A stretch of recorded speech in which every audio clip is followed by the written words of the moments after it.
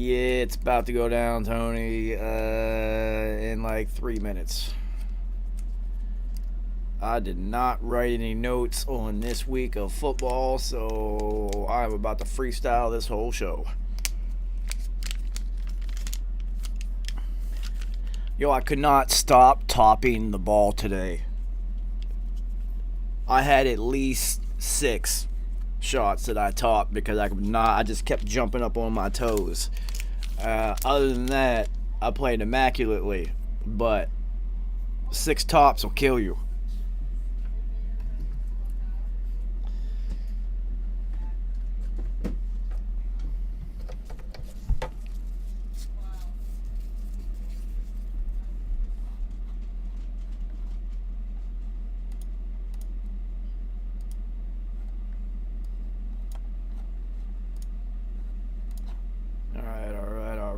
Right.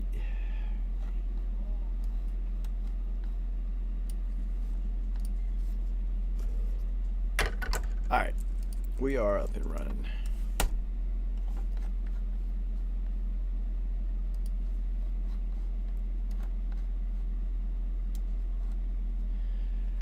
Almost time. Mac, what up, homie? Yo, Chris, I can play a little bit. When I can play, I can play. When I'm off, woo! I am off.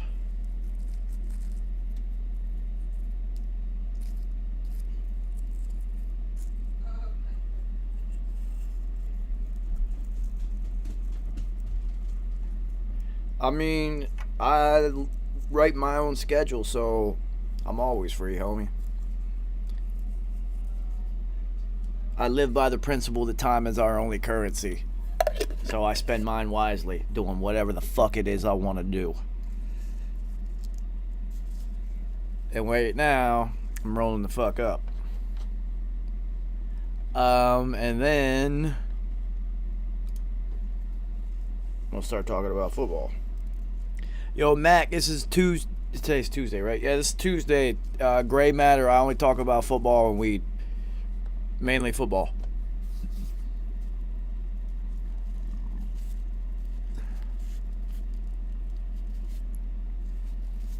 Although I am going to start doing tap in, man, and go win some money, yo. I am my game picks are impeccable, yo. I have won money all 4 weeks so far on FanDuel.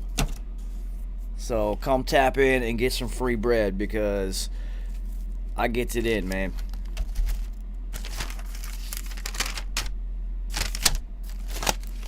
All right. It is week 5's episode of Gray Matter. It's time for me to roll the fuck up. Matty Gats, what up? And while I'm rolling the fuck up,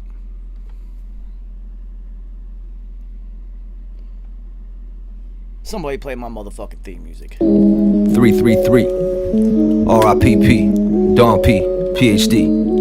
Yeah. I said RIP TV. Tell a homie. Mob Deep Mondays, that's everyday, thoughty. It's all for the community. That's what P showed me. We lost without the unity. Where the fuck is the OGs? RIPP. God bless the real. Only for the righteous. The rest will go to hell. Flipping through the book of Revelation, figure it out. Transliterate the translation, do it yourself. It's the last days, life is a test and we in a cage. Concrete jungle, everyday struggle. Fuck the pain, I'm on some HNIC shit. Hegelian 3 shit. If you don't know what I mean, you was never G. Real shit, R.I.P. Yo, P, play that beat back. 333, burn some weed, we repeat that. Shake me up a Tuka pack, break me off a 20 piece. I'm gone, never looking back. Y'all can't talk to me. RIP TV, tell a homie. Mob Deep Mondays, that's everyday, thoughty. It's all for the community. That's what P showed me. We lost without the unity. Where the fuck is the OGs? Like the weed, play some IMD for me. It's hell on earth for real, but y'all don't wanna see paper trail politics. All the shit was prophecy, strictly for the family. Peace to the prodigy. RIPP, I sleep when it's time for me. Dope dreams bring the skizzy, pour the Hennessy. Searching for some inner peace, couple hundred G's. Deadly weapons and some weed just for you and me. R.I.P.P. I sleep when it's time for me. Dope dreams bring the skilly, pour the Hennessy. Searching for some inner peace, couple hundred G's. Deadly weapons and some weed just for you and me. Yo.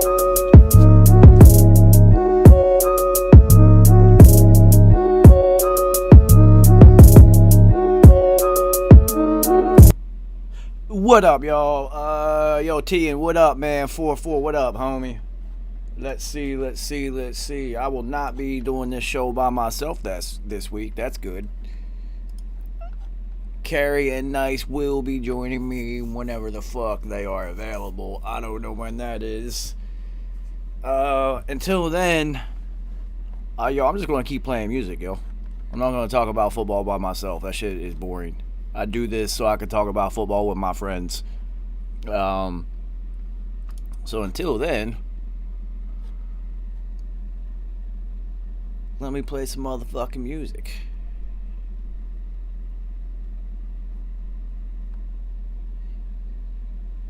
Yeah, T, it's Tuesdays. But until Nice and Carrie pop in, I'm not going to talk about football by myself. I'm going to play some motherfucking music.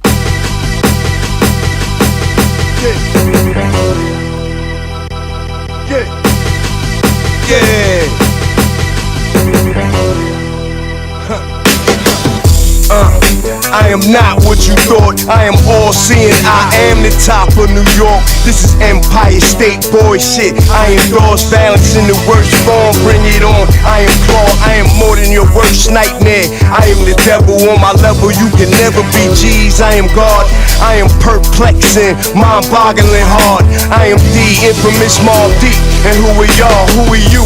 Nobody, what are we? Everything, a rapper in the hip-hop game wish to be R.I.P. Grand Wizard of the 16s that bust like elephant guns in long magazines. I shine, illuminate, yeah, my aura is awesome. Illuminati is us, we are the origin of all enlightenment. These pirates stole our shit, so now you know. Skulls and bones, scalpel, scalp you. Skin a pussy alive or they find this dude. Skull and bones, skull and bones, skull and bones, skull and bones. Red box cutter, out of box cuts you. Do you like Dom? All they find is your skull and bones, skull and bones, skull and bones, skull and bones. Yeah. I am not what you assume. I am a fucking terror when you ever make a move. I am angel dust smoke. Please light up my fuse. These niggas is pussy. What the mommy I will do, niggas filthy. I am really the things that I rap. You just a custody. Trust me, you don't want that. I am Ron Artest, Jermaine O'Neal. Fuck a fan, I'm bloody. All they gon' do is tell. I be all knowing. You niggas structures ain't built. Use a gang of glass Joes, I will shatter and kill. R.I.P. Grand Wizard of the 16s that spit like 47s and 50 cals. I bang, I shine, illuminate. Yeah, my aura is awesome. Illuminati is us. We are the origin of all enlightenment. These pirates stole our shit, so now you know. Skulls and bones, scalpel, scalp you. Skin a pussy alive or they find this dude. Skull and bones, skull and bones, skull and bones, skull and bones. Red box cutter, out of box cut you. Do you like Dom? All they find is your skull and bones, skull and bones, skull and bones, skull and bones. Word. It is hard. Quick word from P real quick. Yeah, that shit is hard. What up, homie? Chillin', man. You look like you were in a work location. Yo, hustling and grinding all the time, my friend. I mean, the Roni never held a good man down. You know what I'm saying? I've been putting money in my pockets. Hey, man, let me tell you something, man. Welcome back, man. Doing this show by myself is retarded. Oh, yeah. Oh, Nice ain't come last week either? No. Oh, boy. It was just me trying to talk about football by myself for like 2 hours, man. That's not the point Yeah, of this see, show, man. That shit sucked. that's when you need a call is calling in. Oh, well. We ain't Pat McAfee yet. Okay, we'll get there. All right, so word. Welcome back, homie. Once again, Gray Matter is destroyed it record-wise. I would like to see what other analysts are doing because none of us have failed to hit double-digit wins in any of these weeks so far. Love it. None of us. What's up? I've had 2 weeks of only 2 misses. You know, it's really interesting too the way the weeks are shaking out now, and we're seeing the injuries. Like I feel like the major injuries have happened now. Now we're seeing some knickknacks, some hamstrings, you know, just a couple of knee sprains, but just 2 to 3 week joints, not like the done for the season type joints. So things are starting to normalize again, and now we're seeing some other cats that we would have heard of in the preseason that are now coming to the forefront now. Like dude who came in for Nick Chubb at running back. Like, who is that guy? I have no idea who he is, but I had Kareem Hunt as my flex this week. So thank you, Kareem Hunt, because you won me $42 this week. Hell yeah. Creamy Hunt. Yeah, dude. As soon as I saw that injury, I just saw that my score just kept popping up. I was just like, what happened? Mm-hmm. And I went and checked the game. I was like, oh shit, Kareem Hunt had 2 touchdowns today and about 90 yards. Okay. And then the other dude who came in had about 90 yards also. Yo, it's crazy. My fantasy this week, and you know me, I'm not really into. I like the weekly shit because I could pick new players. Every player on my roster scored a touchdown this week. Love it. Yeah, Will Fuller. The only one who didn't was AJ Green, of all people. He's having a down year, but this is a comeback year for him, so he's still rusty. Yeah, when I blew out my shoulder my sophomore year, my junior year in the next season, I kind of was there, just going through the motions, making sure I wasn't going to do that shit again. Right. You know, and Yeah, he just has to get back to himself. He'll get there. I feel like, my brother Tony would know. Tony knows. AJ Green's been one of my favorite players since he's entered the league because I love receivers who use their hands at all times.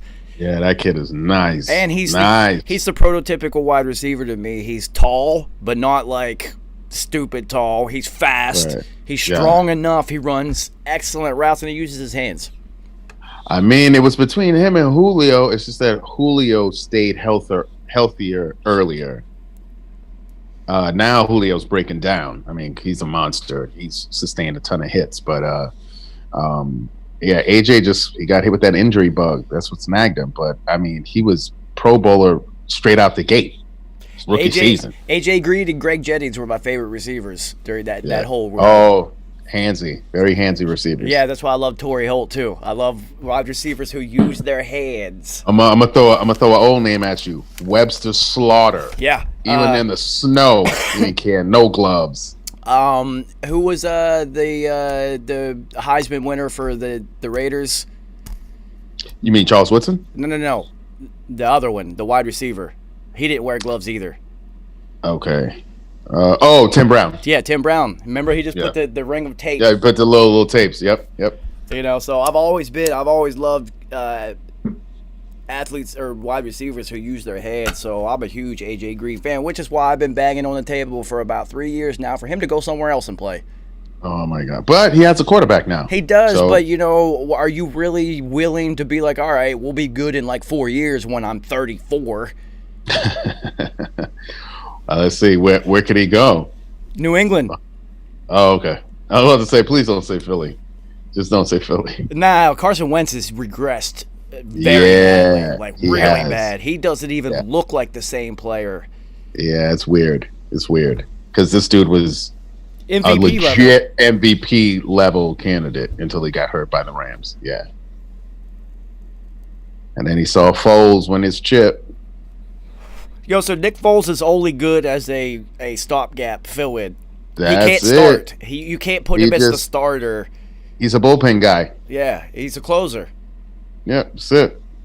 That's it. He might be the greatest closer in the history of the NFL, but he's a closer. I mean, he just might be. He just might be. Well, I mean, I would say it would have been between him and Hostetler, but then Hostetler had a successful starting career with the Raiders. Yeah, exactly. That's something Nick Foles has never had, is a successful starting career. But when he comes in an emergency, he balls out. He sure does. It's incredible. I've never There's seen. no pressure because it's like, well, the shit can't get worse than here. Fucking. Oh, I mean, I thought maybe that was what was going to happen to Justin Herbert, but he has proven that he belongs in the NFL. He's a baller. He's a baller, which makes me more upset now because the Giants were actually looking at him before they scooped Daniel, and then Herbert decided to stay in for another year, and they didn't want to wait, which should have waited. Danny turnover is. I just honestly, I don't see the cake getting better. No. I mean, sometimes you just have to realize you made a mistake. Arizona Cardinals did it. They're like, oh, Rosen's not it. Okay, Kyler, you're it. Well, it's weird because with a quarterback, sometimes, even with Danny turnovers, you'll see he'll have a throw where you'll be like, oh, wow, see, like, why don't you do that more often? And then that's like once a game, though. Or once a half, or maybe when it doesn't matter.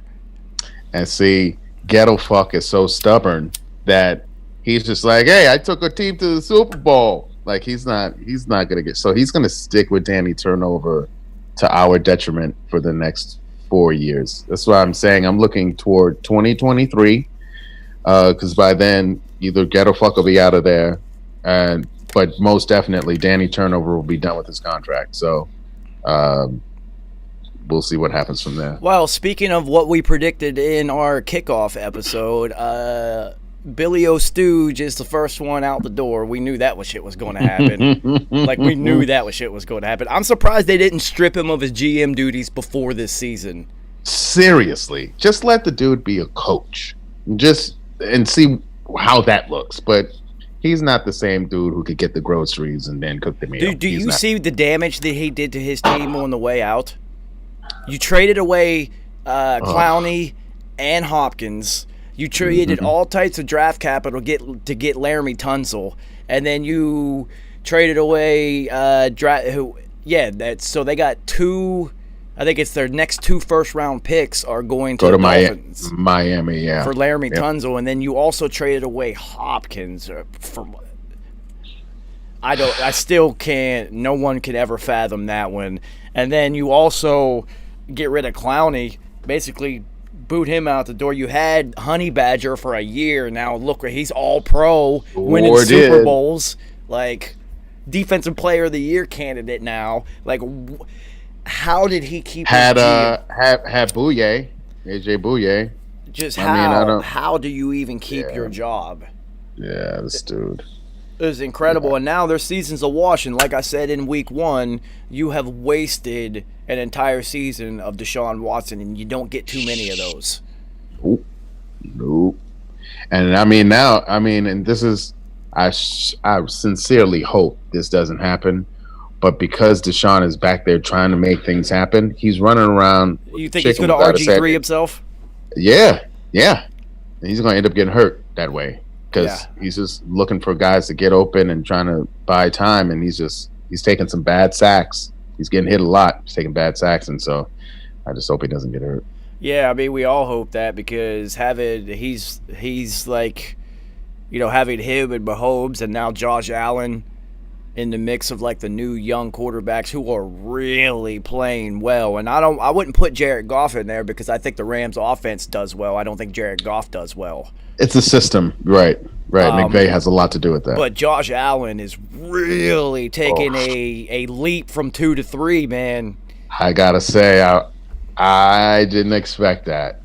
I mean, I thought maybe in another year he may get better as a passer, but shit, he's doing his thing.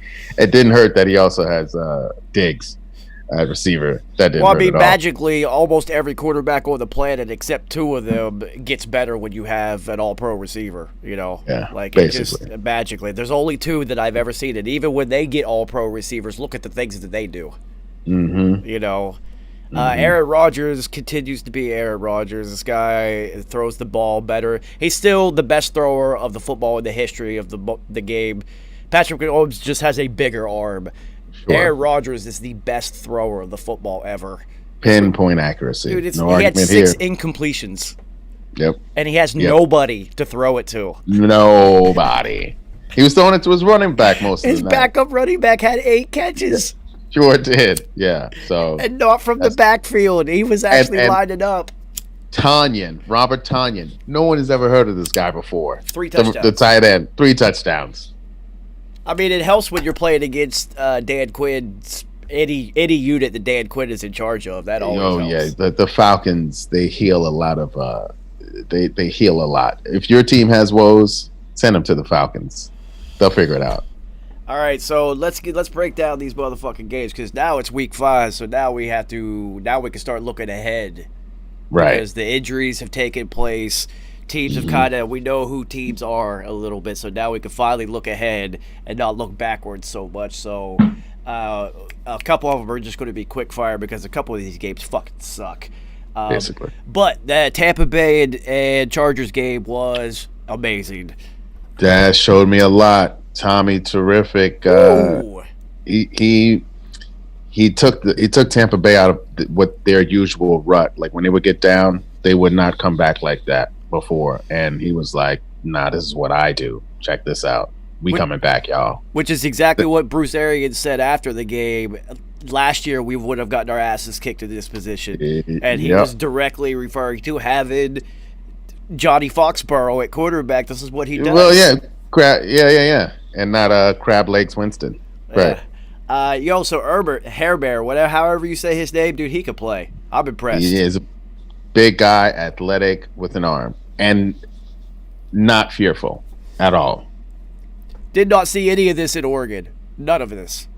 So funny. Yeah, it's just like, does he even want to play football or does he want to be a doctor? I had That's what no he's studying. idea. And then now he really belongs in the NFL, man. He actually belongs. And, I mean, it really helps when you got Keenan Allen to throw it to. See, once again. And let me tell you something. And you also have the good luck charm at quarterback, Tyrod Taylor. Like you were about to blow up as a starter once you have Tyrod starting the season for you. Just be a backup, y'all. Just say who's starting Tyrod? Oh, great! I'm gonna get my shot and I'm gonna blow. Watch. Yo, I mean, if I'm the backup, I'm gonna start lobbying for Tyrod. That's right. Dude. Sign Tyrod, please. Yo, he is good luck Chuck. Yo, if Tua is smart, because Fitzmagic's not going to be in Miami anymore after this season. It's on to his 13th team or whatever. If Tua's smart, then he'll get Tyrod to come down to Miami. Oh, for sure. That's all you need, baby. That's it. Keenan Allen is still the best player in the NFL that no one talks about. Not even just receiver anymore. He is incredible. See that catch on the sidelines he made? All hands, mossed that dude. Got his feet in. Beautiful. Beautiful work. And thankfully, he's healthy now. That's the problem. He had back-to-back ACL injuries 2 seasons in a row. And so now he's just healthy again and doing his thing. And it's great to see. Gronk did make a Gronk catch late in the game. That's cool to see that because it's going to take a while for him to work into it and people need to calm down. Gronk, yeah, sure. He's already has been awarded as one of the 100 greatest players in the history of the game. Do you think he gives a fuck about stats right now at all? Yeah, basically. There's nothing else to achieve for him personally. It's impossible. Plus, save him for later. You got the young stud OJ Howard doing this thing now. Like, Tom Brady. Scotty Miller. Let's find me a little white dude. I'm gonna make relevant again. Yeah. Scotty Miller. Yo, how much do you think Julian Edelman hates Scotty Miller right now? Oh, he hates him. Yo, he's like, do you know how long I cultivated that relationship with Tommy? He's like, you getting 100-yard games and touchdowns in week 4? Fuck you, Scotty Miller. Yo, I bet you that Jules texts Tom after the game and talks mad shit about Scotty Miller. Oh, hell yeah. Oh, but he also talks shit too because remember Jules had almost 200 yards with Cam Newton. Yeah, his best game ever. He was just like, "Yo, see, Tom, I can do it."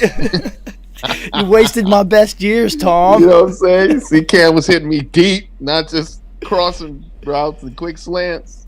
A comeback win against a quality team like that early. That is nothing but the signs are pointing up for Tampa Bay. They looking like if they stay healthy, they are probably the best team as a total in the NFC. Because Seattle's defense sucks and Green Bay can't stay healthy. Yeah, they're injured, and they're injured. Right. That's what's going to bite them. And we just don't know who the hell the Saints are right now. And I know they have some injuries and they're expecting some guys back, but I mean, Jack Rabbit, who the Giants had for a while, all he does is foul. Like he fouls every receiver. Like you can easily bait him and you can easily beat him deep. So I just don't trust their secondary, and they have a great linebacking, right in the middle, but their front four, they're just too banged up right now. So I don't know. Yeah, Jack Rabbit reminds me of a poor man's Rasheed Mathis. Because Rasheed Mathis was the whole reason I played with the Jags in Madden forever. Right, because he literally took whoever's number one it was and erased them. Of course, they're going to get a couple catches. They're a number one fucking receiver. But literally gave you half of their normal numbers. And it was just like, all right, that lockdown's over. Now I can play defense over here. So I'm a huge Rasheed Mathis fan. I think he's one of the most underrated secondary players ever. Definitely of our era. Yeah, I mean, he played in his later years. I think he ended up playing with the Colts, but I didn't even know he was even in the league. And I found that out. I was like, oh shit, he's still playing. That's another player that played for like 13 years and you just didn't know it. You're like, I just didn't know where he was at. Yeah, but Tampa Bay looks really good. They're looking. Tom, his arm. Wow. I don't know how many infants he consumes each morning when he wakes up. Just consuming fetuses. But there's something going on because I know the receivers last year for New England were absolute and total trash. Like trash. But some of these throws he's making people are covered, but he's just putting it literally in the only spot that it can go. And he's showing arm strength. This is reminiscent of like 2007, Tom, when he was throwing it up to Randy Moss. This is what I'm talking about. I'm looking at it, I'm just like, I haven't seen this much zip at that distance to where it's still snapping at like 30 to 40 yards in like a decade. Yep. But now I'm looking at that receiving core and being like, well, none of them were ever open. Yeah, right. Yeah, true.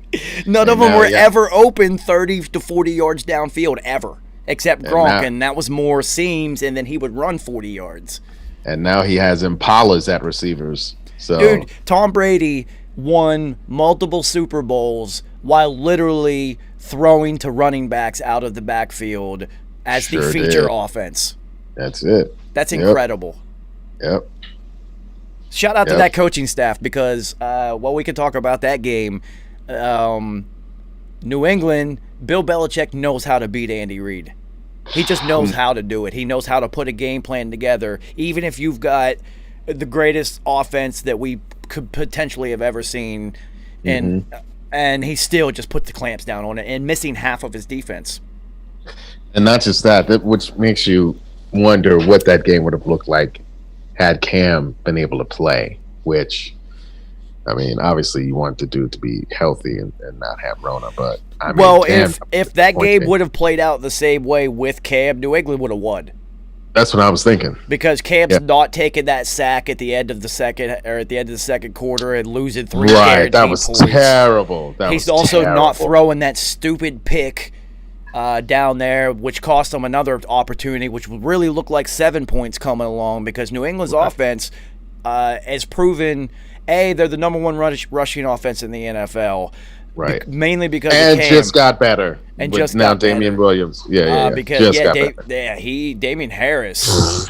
Damian Harris, yes. Woo, that's a big kid. And he got some scoots to him. He's a lot bigger than I thought he was. He looks bigger than LeGarrette Blount used to.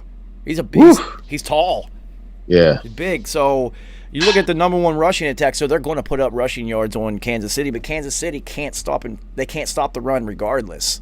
Right. And so the whole game plan, if you're going to try to beat Kansas City, is you've got to win the turnover battle, and you just got to run the ball effectively. You need at least like 150 yards as a team, which means you've controlled the clock. And if you can get 2 turnovers, especially one possibly with Kansas City driving, and you turn them over right in the red zone when they were about to score and flip the scoreboard like that, you can beat them. They're not invincible. They played 2 games this year where they actually kind of should have lost them. Chargers should have beat them. Yeah. Chargers definitely should have beat them. Air Bear, that stupid rookie, I have a big arm. I'm going to throw it across the field. This is the NFL, dude. And that's why I was like, I hate rookies. He had an open run for the first down easy. He sure did. So easy. So easy. He'll learn that, but he'll learn that. But he's athletic enough to make it happen. So that's 2 games that they realistically could have caught L's early, and this is why I'm not going to pick them to repeat, because it's too hard. The season for you as a champion is too long, and then the off season is too demanding. Then the desire and passion is not exactly what it ever will be again, because you got one now. So now only truly the greats of the greats can motivate themselves to go get more. And you're seeing it because, in those 2 close games, they did not look good at all. They didn't. New England made them not look good. Mahomes, when he gets frustrated, it is very noticeable. Yeah. And he gets very affected. You know what I mean? See, this is why he's still extremely young. But this is why these are the things that even the greats, even their second and third year, Tom Brady was winning Super Bowls in year 2 and 4 and 5, never rattled, ever, never, nothing. The situation never bothered them, no matter what. And like Joe Montana, and Patrick Mahomes he looks like he is an excellent front runner. He's like Tiger Woods, because Tiger Woods never won a major championship from behind. He just dominated from ahead. And that's what it looks like with Patrick Mahomes. Yeah, he gets a couple come from behind wins because they can score at will. But mentally, if he gets behind and you hit him a few times, you could win the game. Right. I mean, that's what happened. Remember that classic against the Rams? Holy mother, what a game that was.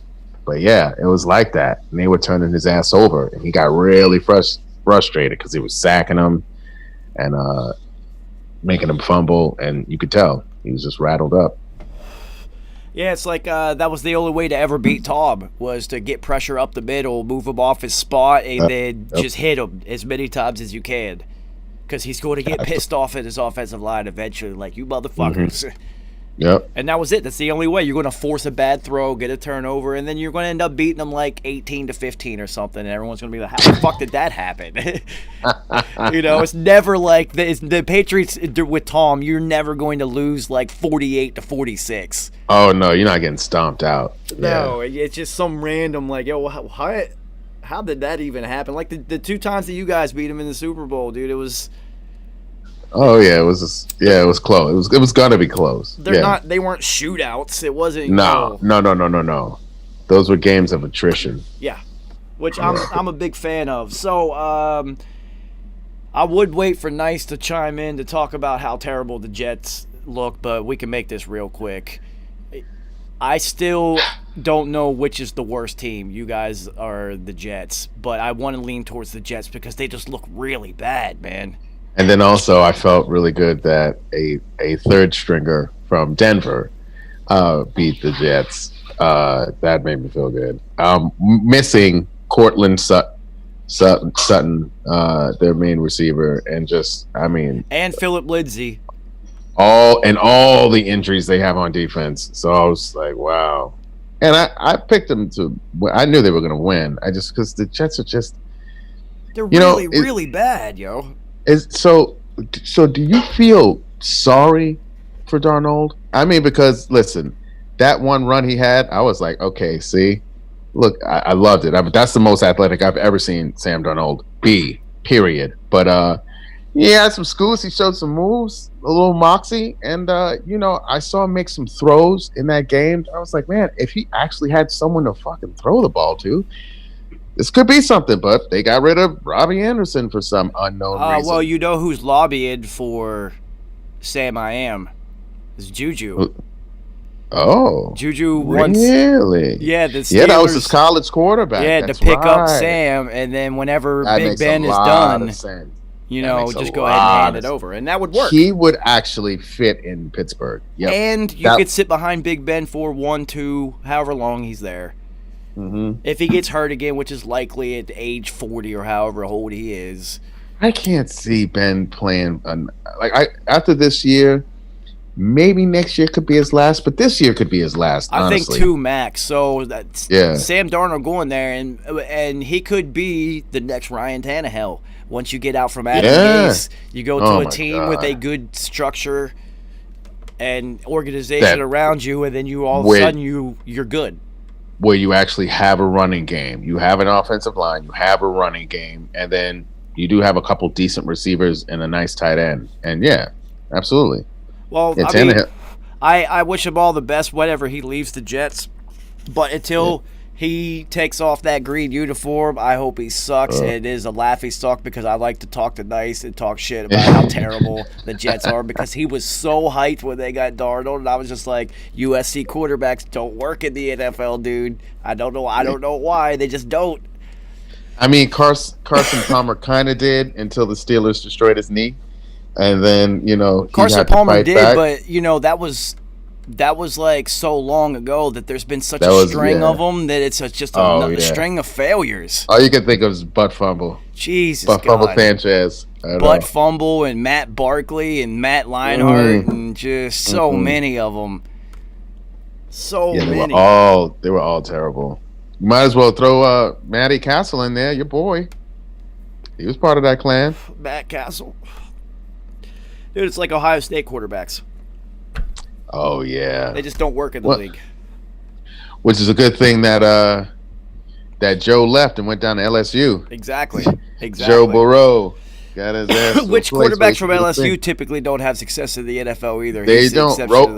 Rohan Davey, your boy. Jamarcus, man.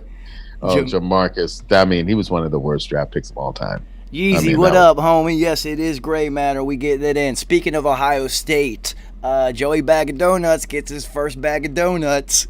Yeah, he does. Dude, he looks really good, man. He looks really good. Man, this kid is ready. He's primetime ready. He looks like what San Francisco thought Jimmy Garoppolo was going to be. Yep. And you know what I like? I like that they the Bungles actually made a move that I was like, oh, I might call you the Bengals for a day, where they got T. Higgins involved, and now you set up that young receiver with the young QB. Now, I mean, that's going to be a connection. They stay there, that's going to be and you have to throw top tier connection for years. And you have to throw Joe Mixon into. I was about to say, and Mixon is having one of his best seasons. And he's still young, so without a lot of miles on his legs at all. I still like Uncle Rico, even though it is clear that Jacksonville just sucks. They suck. Oh, they suck so bad. Yo, so what's going to happen with him whenever they because they're not going to get Trevor Lawrence, because the Jets and Giants are literally going to be it's going to be one of those two. Yeah, and the Giants are so stuck on Danny Dimes that they won't take him. I know, because Gettlefuck is such an idiot. Like I told you, he's so stubborn. He's not going to move on that. Don't sleep on Atlanta shooting after Trevor Lawrence either, because regime change. Matthew Ice Cream is long in the tooth. So I changed it up and have him and Calvin Ridley for years to come. Hell yeah, you kidding me? Yeah, nah, so I did not think of that, but yes, Atlanta is terrible, and I wonder if Dan Quinn is going to burn it down like Nero as he leaves, because they suck. I'm shocked he still has a job right now, I'll be honest with you. So when's their bye week? That's the real question. That's what I was trying to think, when their bye week is maybe week 8. Well, with the Jets, dude, I looked at their schedule. The Jets are literally going to be 0-9. Their next 5 games are against 5 of the best teams in the NFL. Yeah, they're bad. Listen, there's quite a few teams on 0-16 watch. Unfortunately, my squad is one of them, and I wouldn't even be surprised if we do go 0-16. All right, so check out the Jets' upcoming schedule, which the end of it is very odd, but oh my God. I'm going to read you the Jets' schedule. Okay. From here on out. We got the Cardinals, which that's literally their best chance at a W. The Cardinals are pissed from losing to the Lions, so I expect the Cardinals to come out smoking. We'll get to the Cardinals and how much I don't like Cliff Kingsbury and Kyler Murray as a duo. I just don't like it, and I can see that they don't. I don't know if they like each other because interesting. When Kyler is not clicking and things aren't like really clicking, he really sucks. Like he's not. He puts up numbers, but those are end of game numbers. If it's not really clicking and that offense isn't humming, and it's not like 1, 2, 3 out to this guy, 1, 2, 3, 4, 5. Oh, he's not open. I'm going to run around. Right. His body language is terrible. It's like he completely checks out. And I was going to say that too, because if you ever watch him go to the sidelines, a lot of times he'll just sit by himself. Like he doesn't talk. He's not that guy. He's not a leader.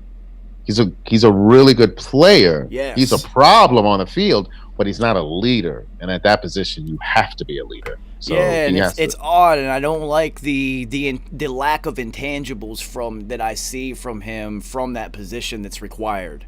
Right. Sure. You know, and you can lead by example, but you can only lead by example if you've got a fistful of rings. Yeah. I mean, say whatever you want about Eli, but dude was a leader. I mean, they followed him. Yeah. You know what I'm saying? And they believed in him. They're like, oh, fourth quarter, come back? Yeah. Because he proved it every single time. He proved it. Time and time again. Yeah. His teammates can look at him and be like, oh, we got the ball. I don't know, man. Look at him. He's not supposed to be able to do this, but he does it every time. One of the strangest things ever in life, but shit, it worked. Well, this shit is working. So anyway, future for the Jets. They got the Cardinals. Then they go to the Chargers. That's a loss. Oof. Then they play the Bills. That's a loss. Then they go to Kansas City. That's a huge Ooh. loss. Then they go to New England. That's a huge loss. And then for some reason they play the Dolphins back to back. The Dolphins play hard. Hard, but it's a back to back. So that's their chance to get one of them. That is their chance to get one of them. But we need to see what the Dolphins are going to do then. If Fitzy's still going to be the guy, or if they're going to put in Tua. Then they round out their schedule with the Raiders, Seahawks, Rams, Browns, and Patriots again. That is their schedule. They could literally go 0-16. They could. This could happen. This could happen. I wonder if this is a season where you actually have multiple teams go 0-16. That would be both terrible, but also amazing to see. They're going to all blame. It would make sense in 2020. They're all going to blame it on the Roni. Of course they will. So another good game because we all love to pick against Dallas, which we all keep doing. And I'm going to keep listening to you, homie. The Browns are looking real good. I don't know if it's because they're playing against Dallas, but they are doing what we said they should: run the ball, play action, the rock, just play run action. Over 300 yards against Dallas. Oh, and they just remembered that they have Odell Beckham on the squad, which was an amazing thing to see. I mean, they basically were just like, listen, we're gonna get the ball in your hands no matter what we have to do. Oh. We can have your friend throw it to you. You used to do that at LSU, right? Or in the background? We see you guys play and catch when we warm up. Let's do that. Beautiful. It was a beautiful pass. He didn't overthrow him like Baker does. He put it right on the money. Beautiful. And beautiful to see. And it's left-handed, which is a great play design because no one ever sees a left hand coming. And he was running to the left. Yeah, it was beautiful. It was a beautiful play design. Yeah, it was great. He's got like six TD passes in his NFL career at this point. So this isn't something new for Jarvis Landry by any means. And then also the interesting thing, the great thing on that reverse, right? people, I don't know how much people know about Odell's collegiate career. I know it. He was a premier returner, Yeah. kickoff and punt returner. So just as he was in the league, they haven't really utilized him. Now he went back for the G's sometimes. He became too but valuable. You can't put he became somebody that too. valuable Yeah, he became back there. too, like, well, but you have to remember, Tim Brown did it. Tim Brown did it for a few years and was nice at it. But different he was era, like the though. last. Yeah, he was the last premier receiver who also could return that went back there because they just would not risk Look, it. the 'Cause only I time remember you see Jason Sehorn did it. The only time you see a premier receiver go back, and they don't even go back for kick returns, they go back for punt return, and that's only if the normal punt returner just muffed one, and they're like, all right, go make sure you catch it. Just call a fair catch. Just catch it. And that's about it. just catch it. Julian Edelman is like, spent his career doing that, just calling fair catches. Yeah. You know, because they always had some other dude that was supposed And to then return when kicks. they played the Jets, then he would return them and then score touchdowns. Yeah, So, of course. But Dallas looked terrible. That's always fun. Their offense is incredible. Their receivers are all amazing. Oh my God, Dak's throwing routinely 400 to 500 yards, but they forgot about the Ewok. Yeah. See, and that's also a sign of the coach's offense. Because when he was in Green Bay, they didn't have a killer running attack. It was Aaron this. I mean, they threw it to the tight ends. They just threw it around the yard, but no real threat of the run, which Aaron always hated. He was like, just please give me a running back. Like, he has one now, and he doesn't even know what to do with himself. He's loving life. He's like, well, I'm going to throw you the rock too. You give Aaron Rodgers a running game, and they are always a threat to make the Super Bowl. Yeah. I mean, period. Yeah. Period. Even with a lackluster defense, still, like he will have enough to take the Green Bay Packers to the Super Bowl. But just, and I've been saying this about the Browns since day one: run, play action, which is Baker's. That's when we see Baker at his best. And then utilize. Fucking, you have Odell Beckham Just give and him the Jarvis ball somehow. You have a game breaker, and then you have the ultimate possession receiver in Jarvis Landry. I mean, what else you need? Oh yeah, you also have a fucking tight end, Hooper. What? I mean, what people don't understand about Odell, it is literally like you just give him the ball and just let him. He'll figure the rest out on his own. Hit him with slants. It doesn't matter. Early in his career, you know how many slants that he would run for the G's and then just break tackles? He's great in open space, period. That's why seeing that reverse was reminiscent on seeing him return a kick. And I was like, man, you saw he was setting up his blocks? I mean, Dallas, this is horrible. It's like they didn't want to tackle anybody, but still, it was poetry in motion. It was beautiful to watch. Odell does have, what was his name? Dude from Chicago. For the Bears. Oh, Devin Hester? He does have Devin Hester return ability. They just don't allow him to do it. Right. Odell Beckham literally beat WVU by himself returning punts in a game in Baton Rouge, and I knew it. I was just like, WVU was up late, and I'm like, don't kick him the fucking ball. Do not kick him the fucking ball. And of course they kick him the ball. He gets a punt return for a touchdown. Ties up the game. WVU gets the ball back. LSU stops them again. I don't know if it was 3 or out, whatever. It didn't matter. Then they go to punt it again. I said, don't fucking kick this kid the ball. There's almost no time left in the game. Don't kick it to him. And what's he do? Gets like a 40-yard return, breaking like 9 tackles and gets him into field goal position. They kick a field goal and win with no time left. Are you fucking kidding me? And he could have kicked the field goal too if he wanted to, because he could do that too. Incredible athlete. Just world-class athlete on all levels, and those early slant and runs for the Giants are the perfect example of football speed versus track speed, because when he would catch that slant, he would turn into Jerry Rice because no one ever caught him. But he ran like a 4.5 at the combine or something stupid. Yeah, right. Just like Jerry. Yeah. Right. Jerry Rice always said, they asked him, how fast could you run? He said, just one step faster than whoever's chasing me. Like, it doesn't matter. And that's all you need. Doesn't matter. And also, he never got tired. So when the defenders would be tired, Jerry would be able to maintain his speed throughout the game. So while others are getting tired and they can't maintain that speed, he maintained it throughout the game because of his insane training. And in the that made offseason. him the ultimate closer in football because late in the game, just throwing the Absolutely. ball. That's He's going to outwork everyone for 4 quarters. He's the Absolutely. only wide receiver that played like a running back. I'm going to Sure. wear you out physically, but I'm not going to I'm just going to run as fast as I can for 3 quarters, and you're just going to be done. So in the 4th quarter, I'm going to catch this slant and be out. Mm-hmm. Yeah, word. So, yes, do you think Dak was smart not to sign that deal with Dallas now? Do you think he should go somewhere else? Because clearly they fucking suck.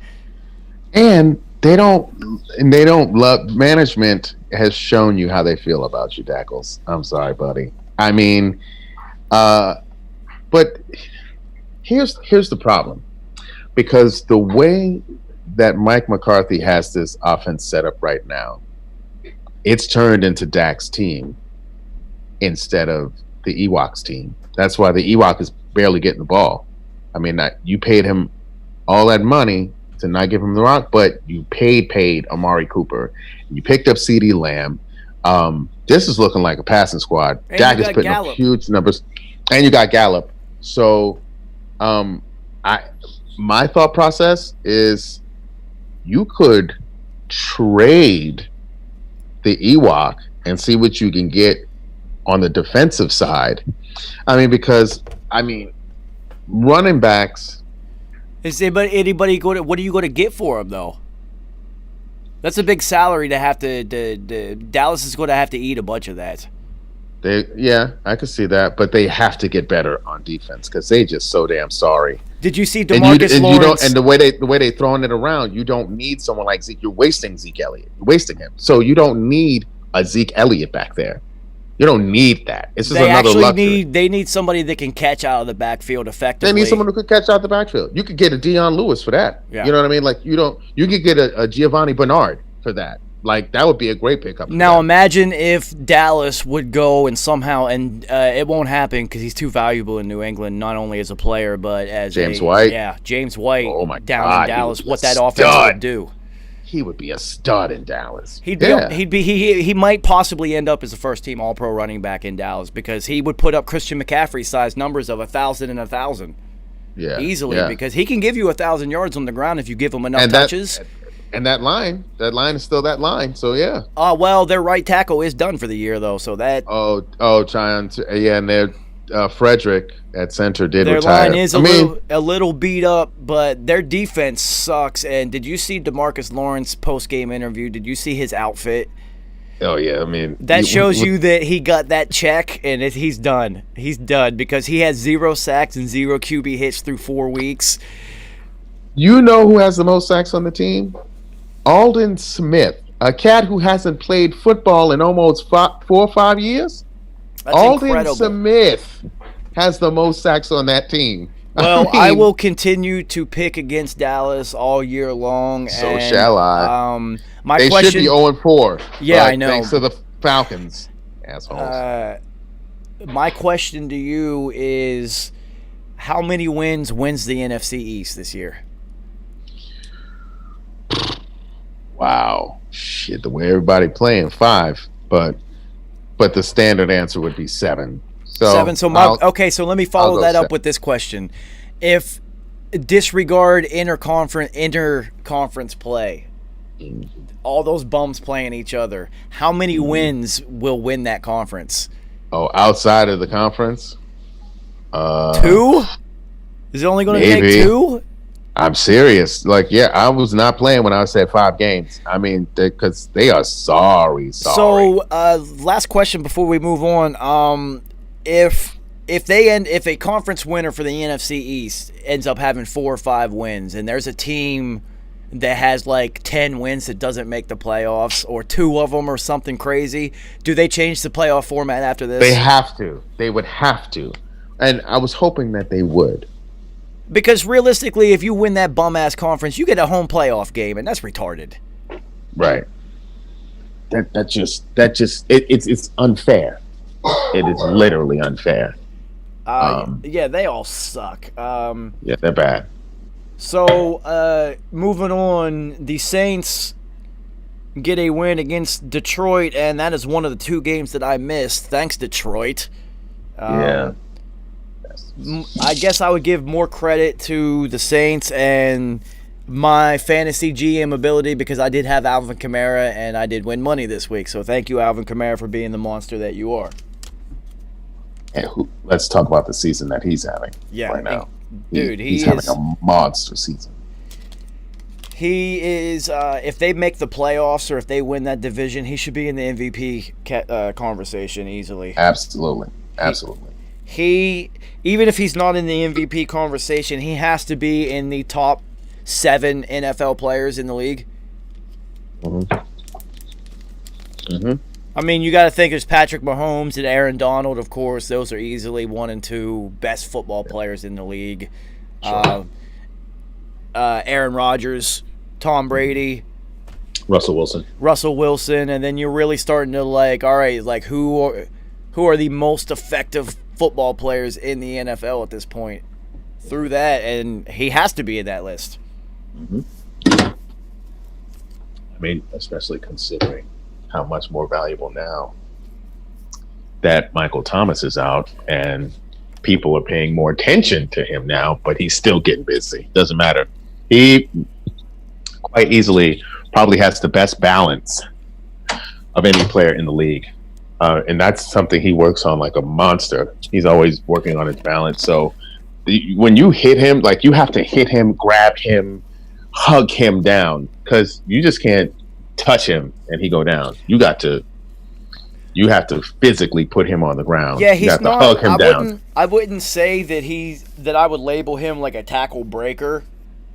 No, he's just so smooth, and his balance is elite. He more eludes the tackle and just hits your body. You just don't get a clean shot on him to where you can actually grab him. And the first guy is almost guaranteed that you're not making the tackle. Correct. Almost guaranteed. Mm-hmm. Yeah, you have to gang tackle that guy. You know what his season has reminded me of since Michael Thomas got hurt? What's that? When Adrian Peterson won the MVP and the whole NFL knew he was getting the ball every time, and he still ran for 2,000 yards. And he almost broke the all-time record. He was 9 yards away. With Christian Ponder as his quarterback. Oh, my God. It was even worse. That's right. And they had to win. And then they did win. And they made the playoffs. They made the playoffs. That is the most impressive single-season performance in all of sports that I have ever seen. And then, check this. Coming off an ACL. On Christmas Day, ACL. And look at this. And look at this. Came back faster than anyone in the history of man. He's at 35 years old. He's the starting running back for the Lions, who have just 2 young studs in the stable. A 35-year-old running back is still the starting running back for a professional NFL squad. All right, so quick question. Frank Gore's career or Adrian Peterson's career? AP's career, because Frank Gore was injured a lot early, but he's just an unstoppable force, Frank Gore. He just reminds me of Emmitt Smith. I'm getting 5 yards, 6 yards for 20 years in a row, and that's it. Huge numbers and nothing really wow. Emmitt Smith did have the separated shoulder game where he had 200 yards with one shoulder, which, as much as I hate you and the Dallas Cowboys, dude, what the fuck? I had to give it up to him. I was like, motherfucker, that son of a... Yeah, he got a lot of props for me on that one, but goddamn. And he used to tear the Eagles up, which I loved, so I could even be mad at that. Yeah, I think I would rather have Adrian Peterson's career because it had much higher peaks. Sure. But you look up Frank Gore's top 5, top 4 rushing all time. It doesn't really make sense. He's just always there, always there, always there, always there. With Adrian Peterson, though, you're looking at he's at least in the discussion of the greatest running backs of all time with an asterisk because he did have to miss 2 years because of some dumb shit, basically. So you're looking at, he probably would pass Emmitt Smith if he didn't miss 2 years, it's at least 2,000 yards on his career total with Adrian Peterson, especially during that time period that he missed. You're looking at realistically more like 26 to 2,800 yards, maybe even 3,000 yards. Which, yeah, easily. Because, I mean, at that time, he was averaging something like 98 yards a game for his career, and it was second behind Jim Brown. Behind Jim Brown, yep. So, I mean, and Adrian, he was putting up 15, 16, 1,700, 1,800 yard season. And then obviously the 2 Gs. I mean, you're talking about one of my personal favorite running backs because he's a running back to me. Just turn around, and hand it to him, and let him just. There's not many that I've seen in my lifetime that I could say that cat can go from high school to the pros. Adrian Peterson was one of those cats. Hell yeah. Dude, his true freshman year in Oklahoma, he was instantaneously the best player on the field. In the country, dominating. He looked like an NFL running back at 18. I was just like, what? Who is this guy? He was a grown ass man, and I had known about him, being down in Texas for a minute. I had known about this cat, and I couldn't wait till he got to college. So I was like, yo, he's going to kill. And it's just a shame that he has to stay in college for 3 years. That was the shame. Because say if he got to do like LeBron, because they're both 35. If he got to do like LeBron, he would be a lot closer. Like LeBron is to all the all-time records, AP would be way closer. Well, you're looking at another 2 years of it at youth, the peak of the beginning of your career. So you're looking at possibly another 3,000 yards. So you're looking at 6,000 yards that he missed. That could have been that's to me. I can't call him the greatest of all time, but he was my favorite to watch outside of Barry Sanders because Barry Sanders was more wild, but Adrian Peterson, he was so physical that he's the only running back that I've ever seen to me that people actually didn't want to hit him. Jerome Bettis and bigger running backs, I get it, but I've seen linebackers flip Jerome Bettis over. Eddie George stopped running hard after Ray Lewis hit him. After Ray hit him, yeah. Even Christian Okoye got tapped up a few times by Steve Atwater. Steve Atwater wasn't even that big and was knocking people out. But Adrian Peterson is different. I've never seen somebody run up and be like, "Yo, just light him up." It never happened. I've never seen Adrian get lit up. Nope, never seen it. Did you ever see the practice video where Kendrell Bell hit Jerome Bettis on a goal line practice? No. Dude, he made him do a flip in the air. Kendrell Bell. I remember that cat. I think if the story is correct, I think one of them's helmet broke when he hit him. And, being from around Pittsburgh, I just happened to be home and watching local sports news, and they showed it. And because it's the bus. Nobody flips the bus over. Right, yeah, right. Only Jerome Bettis, Ray Lewis hit the bus and made him you were like, oh shit, he leveled But those him. were like collisions, yeah. Kendrell Bell hit him so hard that they stopped practice. That's crazy. Because Kendrell Bell was a good player, but he wasn't like a monster. He was good. He was a thumper, but he never. He was out of Michigan State, right? Somewhere, but yeah, he was a thumper. But it wasn't like you would look. It wasn't like you were putting him in the same regard as James Harrison. No, but short career. So maybe in practice he was laid too many people out. Yeah, maybe he was a practice monster. Thursday All-American. You gotta love him. You know what I'm saying? He had a couple decent games. You know what I'm saying, but. He wasn't like how he should have been because he was kind of highly touted. Now that I think about it, he was supposed to be better than what his career was. Definitely. So Seattle at Miami, what exactly as shows you how good Russ really is to have a bad game because, like you said, Miami will play hard. They will, and they do always play well on defense, no matter who's on their roster. You're not putting up like 60 on them. But that's just how good Russ is by himself that, I can do whatever I want, realistically. DK Metcalf, I do not like the Julio comparison.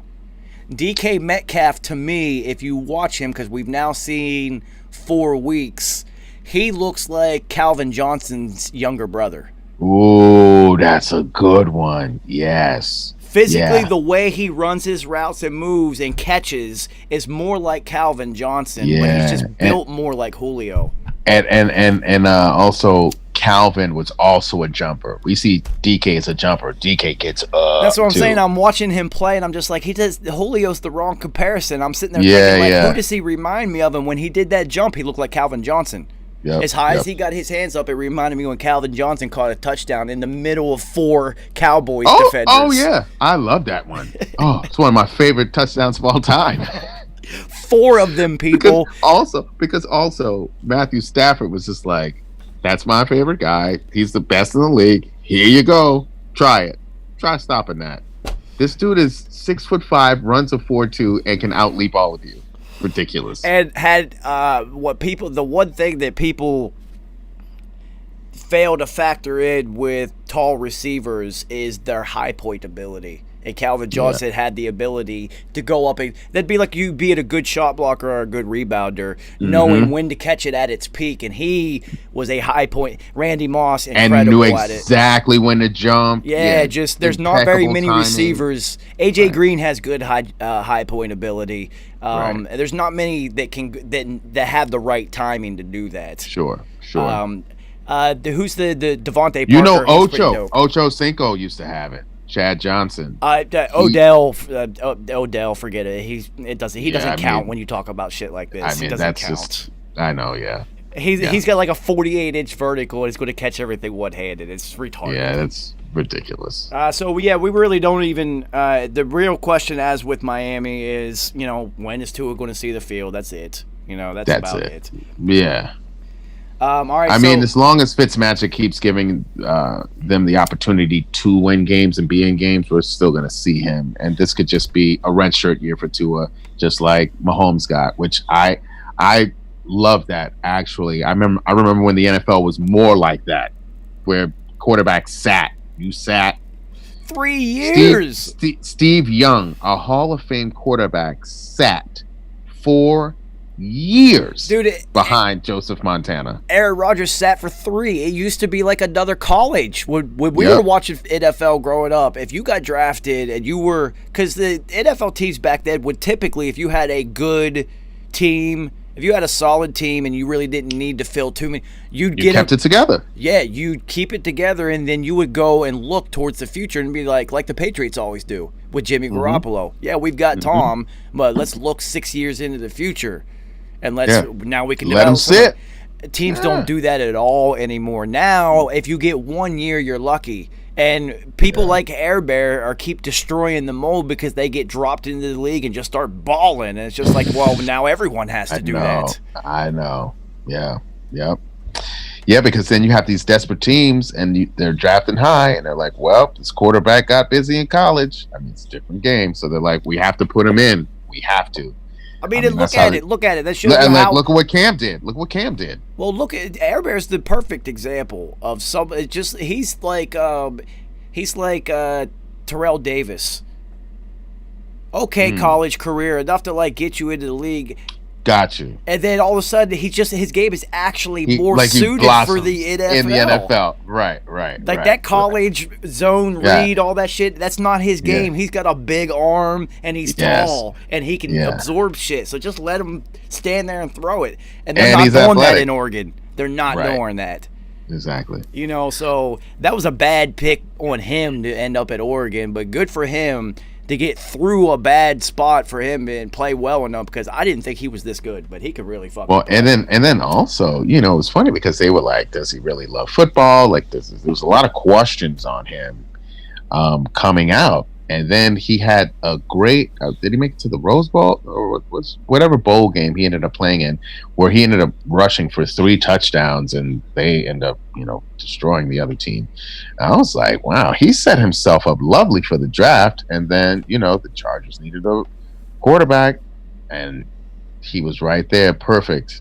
And they could say all they wanted that it was going to be Tyrod's year, but I saw Herbert coming in this year regardless. And it just so happens that the team doctor accidentally stabbed Tyrod Taylor in the lungs so that he couldn't play. I mean, out of my entire lifetime of watching football, I have never heard a team doctor stab someone in the fucking lungs while giving them a shot, ever. And they've administered millions of shots. Not even football. All of sports. I've never heard that in any of sports. But of course, that would happen to Tyrod Taylor. Okay. So what kind of car? What model of car does Justin Herbert buy Tyrod Taylor as a party gift? That's interesting. It's a LA, Camaro. so it'll probably be a Tesla. I said a Camaro. Yeah. So Baltimore at Washington. We don't even need to talk about whatever. Whatever. That was whatever. Skip. It's interesting that I get to keep tabs on everybody's picks, which means I get to pick last. And there's a few picks that I pick strategically against you because I know that there's a possibility that things might swing my way and I'm going to start gaining some distance, and this was one of them. But also, I don't like Kyler Murray and Cliff Kingsbury. I don't like them. Yeah, that was a tough one. And, Teddy Bridge over troubled waters is balling right now. He is balling right now. And you know what's interesting? That now we're really getting to see him now that Christian McCaffrey's out. Yeah. Because now they're tailoring the offense more towards Teddy. Old Teddy Two Gloves. Yeah. You see him put a nice little move? He had a nice little touchdown run himself.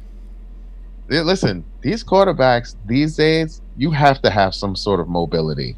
I think Tom is the last one who could get away with not being mobile. Well, see, I've even seen him run in the last couple of years. Well, here's the thing, and I think I might be the authority on Tom Brady's mechanics.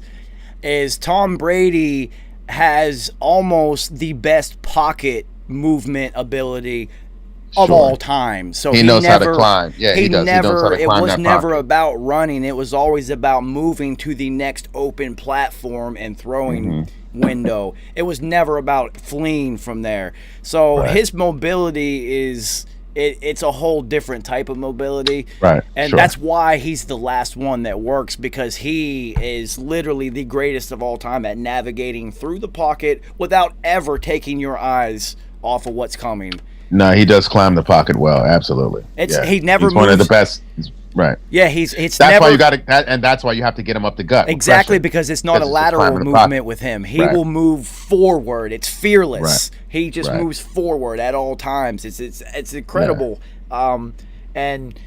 And the thing is he's showing that ability in Tampa, because in Tampa's offense, you have to be able. It's 5 and 7 step drops, and he just climbing the pocket straight up and not worrying about it and not getting rattled and throwing into coverage like famous Jameis would. Like, oh shit, it's coming. Let me get rid of it. He just keeps on climbing and progressing through his reads and finds the best matchup. And now it's like, all right, I got Mike Evans and he's covered, but it's 1-on-1, so fuck it. So, yeah, exactly. And then once he has Godwin back, he's just like, whatever. Like, my receivers are monsters. I got antelopes. Yeah, it's incredible. They're bigger than y'all, and they're faster than y'all. Yeah, I love every second of it. It's so much fun to watch. So, Teddy Two Gloves is really balling right now. And like I said, I don't like Kyler Murray's body language when he's not up. Yeah. They're one of those funny teams like that. And then honestly, they're the type of team that people are talking about them when they're saying Arizona's good, but they're playing down to the competition, which means you're not all the way good yet. Yeah, because you still play down to your competition. People are going to say they're good, and they're going to end up like 7-9 or something. Right. And they're going to lose games like this one that they shouldn't have lost. So the question I have for you regarding the Cardinals is, this is 2 weeks in a row where Larry Fitz has got like 3 yards total. So the addition of Nuke means that Kyler, is it Cliff that's force feeding Nuke now and completely disregarding one of the top 3 best receivers in the history of the game? And Yep. if you're Larry Fitz, I know he doesn't care about stuff like this because he's one of 3 active players who was in the 100 greatest all-time players list. So there's nothing left to achieve. I mean, and Do you and if care that see you're only getting the 3 the yards? list of quarterbacks that dude had to play with? I would have loved to have seen him with a quarter. When you saw when you got a halfway decent Carson Palmer, what he looked like. I mean, I would have just loved. Or when he got Kurt Warner, when he had Kurt Warner, it was to the Super Bowl. You know what I'm saying? And he had one of the greatest stretches in the playoffs that a wide receiver has had in the history of the game. Give that dude a quarterback. All of these records are rewritten because of Larry Fitzgerald. He had one hell of a Robin to his Batman during that stretch because Anquan Bolden, who got his face broken, came back that season. Being the number 2.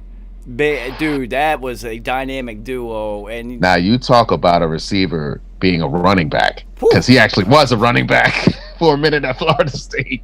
So yeah, that dude was a monster. All right, so question about Anquan Bolden, Hall of Fame? In my book, yes. In my book, yes, because you can't write that era of football without being like, all right, there was this one dude, man, who was tougher than everyone else, hands down. He balled out for the Ravens. He balled out for the Cardinals. Went to the Super Bowl. He was our era's NFL Robert Ory. Oh yeah, every team he went to was Super Bowl bound for a stretch. He even made the damn Lions relevant. Remember, he went there and he was balling with the Lions. Yeah, sneaky. Who sucked careers away. Sneaky Hall of Fame. They sucked the career. Yeah, he's sneaky Hall of Fame. But if you look at a team like the Lions, you had Barry Sanders. We talk about the tops of position. You had the tops at the position at running back, wide receiver with Calvin Johnson. Tackle with Lomas Brown. I mean, you had like top guy, Robert Porsche. You guys just wasted careers. Remember Herman Moore? Herman Moore was dope. I mean, they just wasted careers. Do you remember that one year that Barry Sanders had like 1,500 yards or whatever, and then they had 2,000-yard receivers? It was Herman Moore, and I forget the other one's name. Is a shorter, light-skinned dude. Yes, he went to school out in California. It is. I see him. I can see his face. Me too. I just can't remember his name. It'll come to me because I keep saying Benny Blades, and that was the no. He went to a Pac-10 school. When it was Pac-10, now it's Pac-12. It'll come. I keep thinking it starts with an M.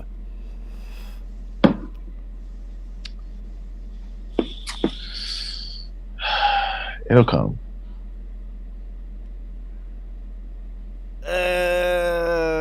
Fuck, I spoke too much. But yeah, he was dope. That was a weird offense because they put up so bad. I don't even think they made the playoffs. Did they miss the playoffs that year? There was one year with that group that they did, but I think that year with all the numbers that they actually missed the playoffs, which is fucking Lions ineptitude encapsulated. Well, I mean, I know one year they made the NFC Championship game. That was 91, and they got stomped out by eventual Super Bowl champ Skint, the former team formerly known as the Washington team. The Deadskins. So the Deadskins, yes. With the Vikings in Houston, was that Houston being really terrible or the Vikings being... Because Kirk, listen, we talked about it with Captain Kirk. He has to trust you, and he now does trust Justin Jefferson. Oh my God! Which is what we were waiting for. Remember, I asked you, can Justin Jefferson replace Stephon Diggs? Because physically, I knew he could because I'm an LSU fan. So yes, he can. But I said he has to stop focusing on Thielen and remember that he has Justin Jefferson. And then he finally realized that, and you've seen what's happened. It's actually even and it's twofold because Cook has been running better. It's opened the entire offense up because now Thielen is look, in their last game, Thielen was the leading receiver for them, but it's because Justin Jefferson is now a factor. Now you can't you can't roll all of your coverage to Thielen and then just make Captain Kirk beat you by forcing throws into him, which he would. He would. He would throw it into triple cover. He doesn't care. He only throws it to his friends. That's just the way it is. Right. That's what he does. You know, Yep. and I could feel that because it was like that in high school, and I was the friend of the quarterback. It's coming to me every time. Let's go. I don't give a fuck. Gotcha. Everyone else sucks. Give me the ball. Yeah. Yeah. That's what's up. So Bill O'Brien's gone. The real question for me... See ya. Yeah. They took his job. So my real question for you is, who do they go after? Well, they're not going to keep 78,000-year-old Romeo Crennel at the top. Let's see who's sitting out there. That's interesting because okay, now let me think who's sitting out there. Do they go? The trend is to go young offensive coordinator. There's two options I can think of because this is the only question for this entire week that I actually thought of head. I'm literally freestyling this whole shit. I didn't write any notes or anything. Eric Bieniemy. Okay. Because you would want him to develop Watson. Yeah, sure. Yeah, or Lincoln Riley. If you want to go young college who can handle the spotlight. Dude, Lincoln Riley's not going to leave Spencer Rattler there. What if you do though? What if you can't say no? Because look what he's done with every single quarterback that has been in front of him. Every single one is a Heisman candidate or winner. Right. So the dude that he has right now at quarterback, Spencer Rattler, is going to try to be a Mahomes 2.0. He's out of Arizona. He came from an offense where he was throwing it all around. He light-skinned too.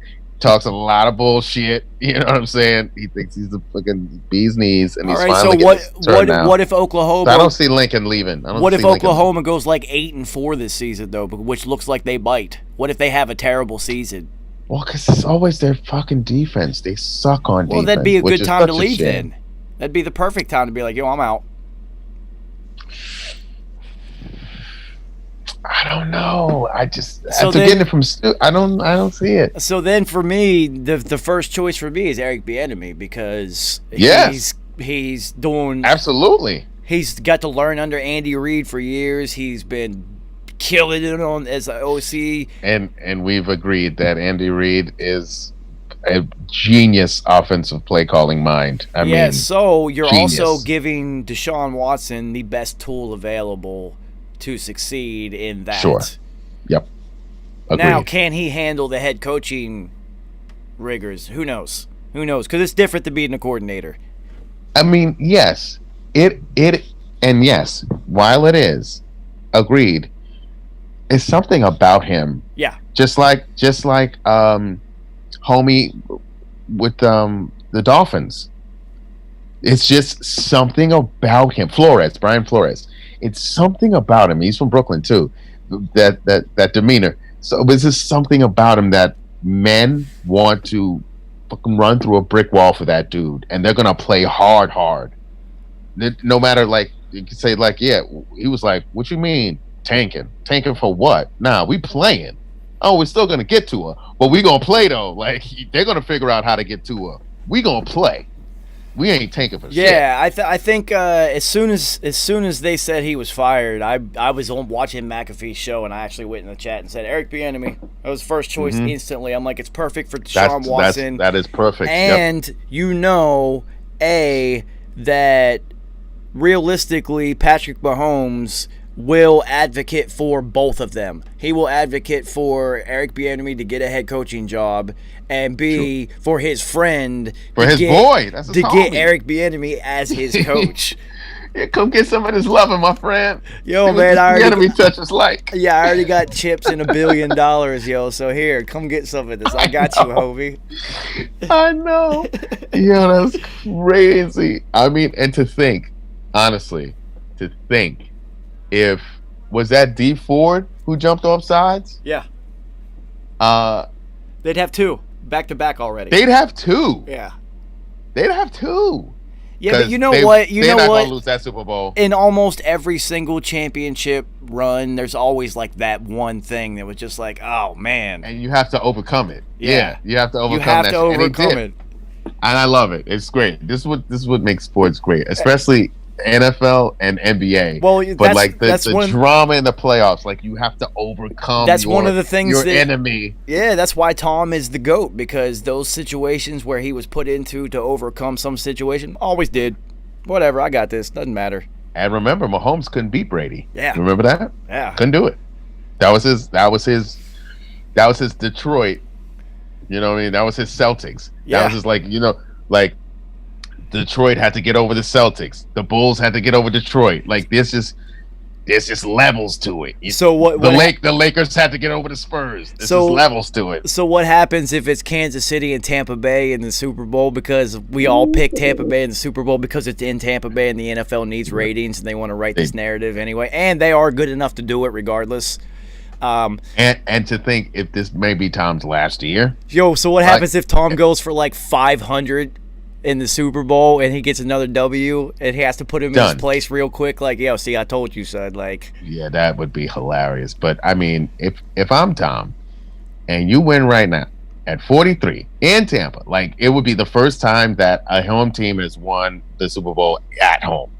There is literally nothing else for you to prove. Hang them. Done. you would do that, but knowing Tom, he's going to try to go back to back again. Because that roster is so talented, dude. It's too talented to not be are. like, yo, And we they're can young, do this. and they're We can do young. this again, man. Yeah. That the allure of that would be a And lot. Tom's But, deep. I mean, Tom's arm is looking better than it has in years. So, I said I was like 07, 08 Tom. He was throwing to Randy. all right. So let's talk about your boys real quick. Any team that plays against the Giants, I pick their defense because the Giants literally.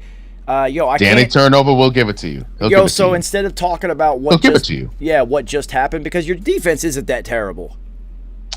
I mean, and that's also what's frustrating is that we're in these games, and then he always makes the most crucial errors when we actually have legit opportunities to win. We should have beaten the Bears. Like I'm watching these games, and that's what's so frustrating. I mean, we get destroyed by third stringers on San Francisco. Since I picked the Rams defense, I put that up on my B screen and muted it, so I did watch this game. And your guys' defense reminds me of Tampa Bay's last year, where the offense is constantly putting it in bad positions, and they're still playing well.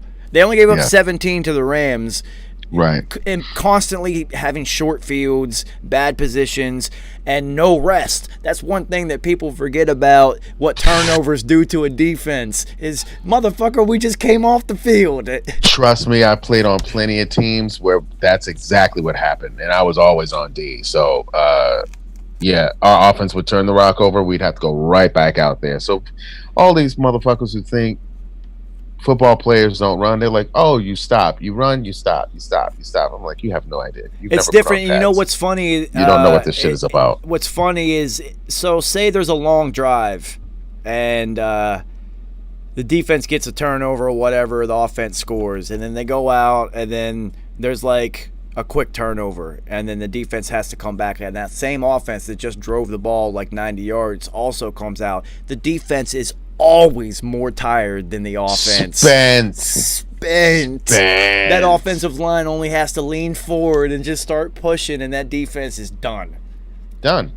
You are done. Which You're not is- trying to tackle anybody. You just like, yo, Which is fucking how score. the Patriots ended up beating the Falcons in the Super Bowl, is they just wore them out, and there was just nothing. It was like, I think there was 93 plays ran or something absolutely retarded, and it was just basically just going against those remote control dummies at this point.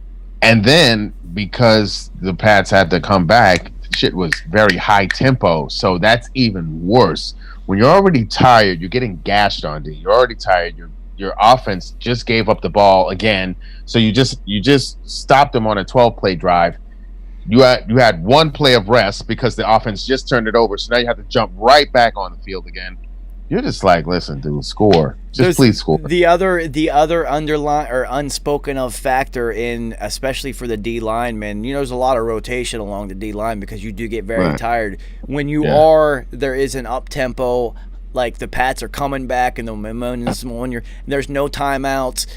For you to rotate as a D line means now in between plays you are running 40-yard gasses Sprinting. to get on and off of the field, and you're done. You can see the D line just going backwards at all times because. And Tom Brady's a master at that because he used to do that shit to the Jets and the Colts all the time. He would look at whatever they were running, and then he would change the play. He would do that, and then he'd just pick up the tempo, change the play real quick. Like, oh, we're gonna change this to run, and we're gonna gas. Oh, now we're gonna change it to pat. Oh, you're gonna use that front. Okay, now we're gonna change it. He would not let you substitute. See, that's what's funny when they always label somebody a game manager, because as a quarterback, you are supposed to be a game manager. You got to be smart. You just don't Hard go out counts, and yeah. execute the offense at the highest level, which is what I believe Aaron Rodgers does at the highest possible level, is executing what has been put in front of him. But with Tom Brady and like Russell Wilson or somebody, you are literally managing the game. It's just like, all right, these guys are getting tired. Let's pick this up a little bit. Peyton Manning, same thing. I'm dictating the tempo Absolutely. of this. All right, we're getting a little bit tired. They just brought in a new fresh front. Let's slow this down. Like just really like a point guard would. I'm going to just dictate the ebb and flow of this because it's never fluid. It's not the same. It's never the same. It's football is a game of momentum like no other game in the history of sports. Because once that momentum starts, it doesn't matter. There's nothing you can do about it. There's nothing you can do. It doesn't matter. It's just like, and you know what I'm talking about. You're on defense. You drop an interception, or your man doesn't get that. They cause a fumble, and your man doesn't get it. What happens? They're scoring the next play. They score. It's football karma. It happens every time. Even if it's not the next play, they're gonna score on that drive. All right, so you could have had the turnover to change the game. You fuck it up, they gonna score. All right, so a game that holds true and dear to both of our hearts is the perfect example of that. Patriots Giants first Super Bowl. Asante Samuel. Eli throws the ball literally to him, not to a receiver, and it hits him in his hands because he looks down to see if his feet are inbounds, and the game was over. Where Asante returned so many interceptions for touchdowns. It was like if he got in his hands, he was going to return it for a touchdown. It was like it was incredible, and then he had like 4 that season. And then look what happened. Literally 2 plays later, the helmet catch, and it's helmet catch. Yep. And then just poor Ellis Hobbs. I mean, first of all, I don't even know how you have the midget Ellis Hobbs on 6'5" Plaxico Burress 1-on-1 to the wide side of the field. Not only that, why was Ellis Hobbs playing so far inside like they were actually going to run a slant with Plaxico Burress? Eli couldn't get the ball fast enough. He was like, hike, motherfucker, hike, before they figure this out. Like, this is ridiculous. Yeah, that shit was crazy. That shit. So anyway, you guys suck. You guys are terrible. Oh, yeah, we're bad. Oh, we're terrible. Danny Dimes gone. Saquon being done. What? Devontae Freeman had like -3 carries or something. It was... Yeah, -3 carries. I said it. They're not even giving him the ball. They're literally like, no. The carries that we had scheduled for you. like the next 3 games. Nah. The next 3 games were taking them away. I think he had like 3 yards or something stupid. So, you guys just aren't any good. But like I said, you guys' defense is sneaky good. It's just it's not going to look good on paper score-wise because there's going to be a lot of losses and there might be a lot of numbers put up because you're constantly put on short fields in bad positions. But the defense is not playing bad, which surprises me. Well, we have at least one player on every level. I mean, we have Bradbury. We have Blake Martinez, but Lorenzo Carter's having a sneaky good year because he's starting to figure out the position. And we have Dexter Lawrence, who's a young player out of Clemson, national champion. He brings some sort of pedigree, but we just have no one to put pressure on the passer yet. I fear if we had at least someone like that, which is why I was hoping we could really get Chase Young. But well, Clowney would have been a good. I don't know why they didn't even go after Clowney. That's disgusting. I didn't know that your defense was going to be able to perform. I just thought you guys were going to be super trash because I hate Danny Dimes. I hate the fact that they drafted him when there was so many other arms available. I hate that too. And the smugness of the people who did the pick, like, no, trust me, we know. Like, and then he threw like that's ghetto fuck. He threw like 3 touchdowns, and ghetto fuck is like doing press conference where he's just like, well, well, who looks stupid now? It's just like, well, you do. You look really dumb doing this right now because this kid's not any good. You played terrible teams. When you were looking at Justin Herbert, I mean, like you had a great idea. You just had to follow through. Eli was still there. You did not have to reach for Danny Dum-Dum. You just didn't have to do it. That was stupid, but they wanted that Manning mental bloodline from Cutcliffe. Oh, Cutcliffe. Yeah, they wanted that shit. Yeah, because Cutcliffe, he's just been amazing. Cutcliffe is Nick Saban. No. All right, so I found out on the McAfee show how Adam Gase got the head coaching job for the Jets so quickly after losing his job for the Dolphins, because it was kind of like you usually don't make a pitch to somebody. You don't go vertical like that. Right. So apparently Peyton Manning called the owner for the Jets and said you should hire Adam Gase, and he did. Because he was Peyton Manning's offensive coordinator for the Super Bowl in Denver, which is how he got his first job in Miami, because everyone thought he was a genius. And no, Peyton Manning is the offensive coordinator on Peyton Manning run teams, you idiots. Exactly.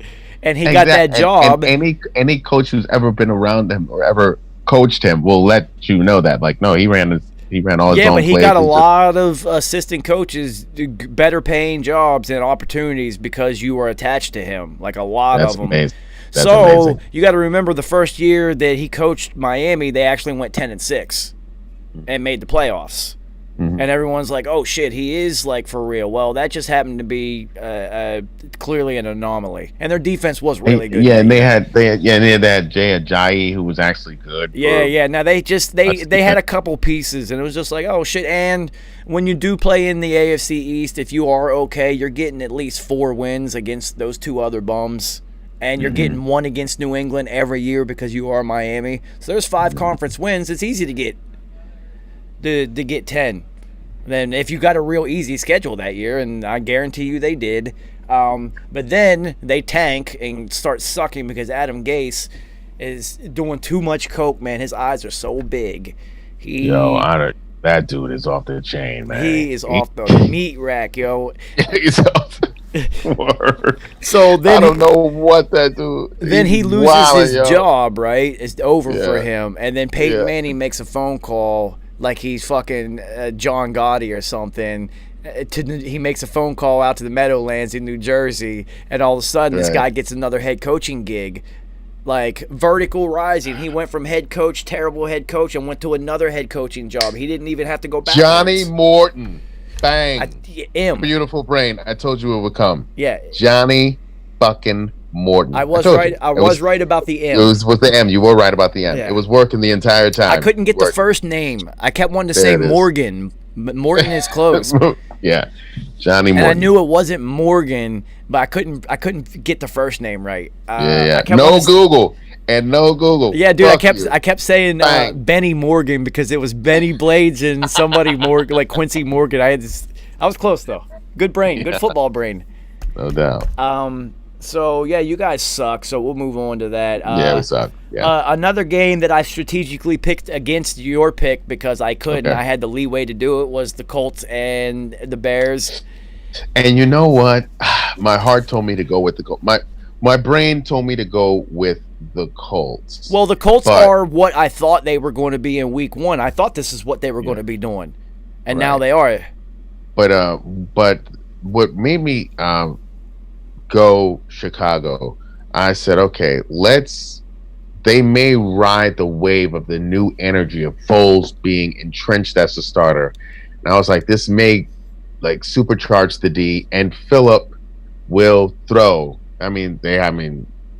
they are talented on defense. They are banged up. I mean, Khalil Mack has been banged up this whole season, but I mean, they got good safeties. And Well, I just talented thought, on defense should be talking about the Colts, who now through 4 weeks have the league's #1 defense by a mile. well, I mean, Leonard is a monster. But we're Let's- also and I'll do it right now just to figure it out. I also have to think, who are they playing?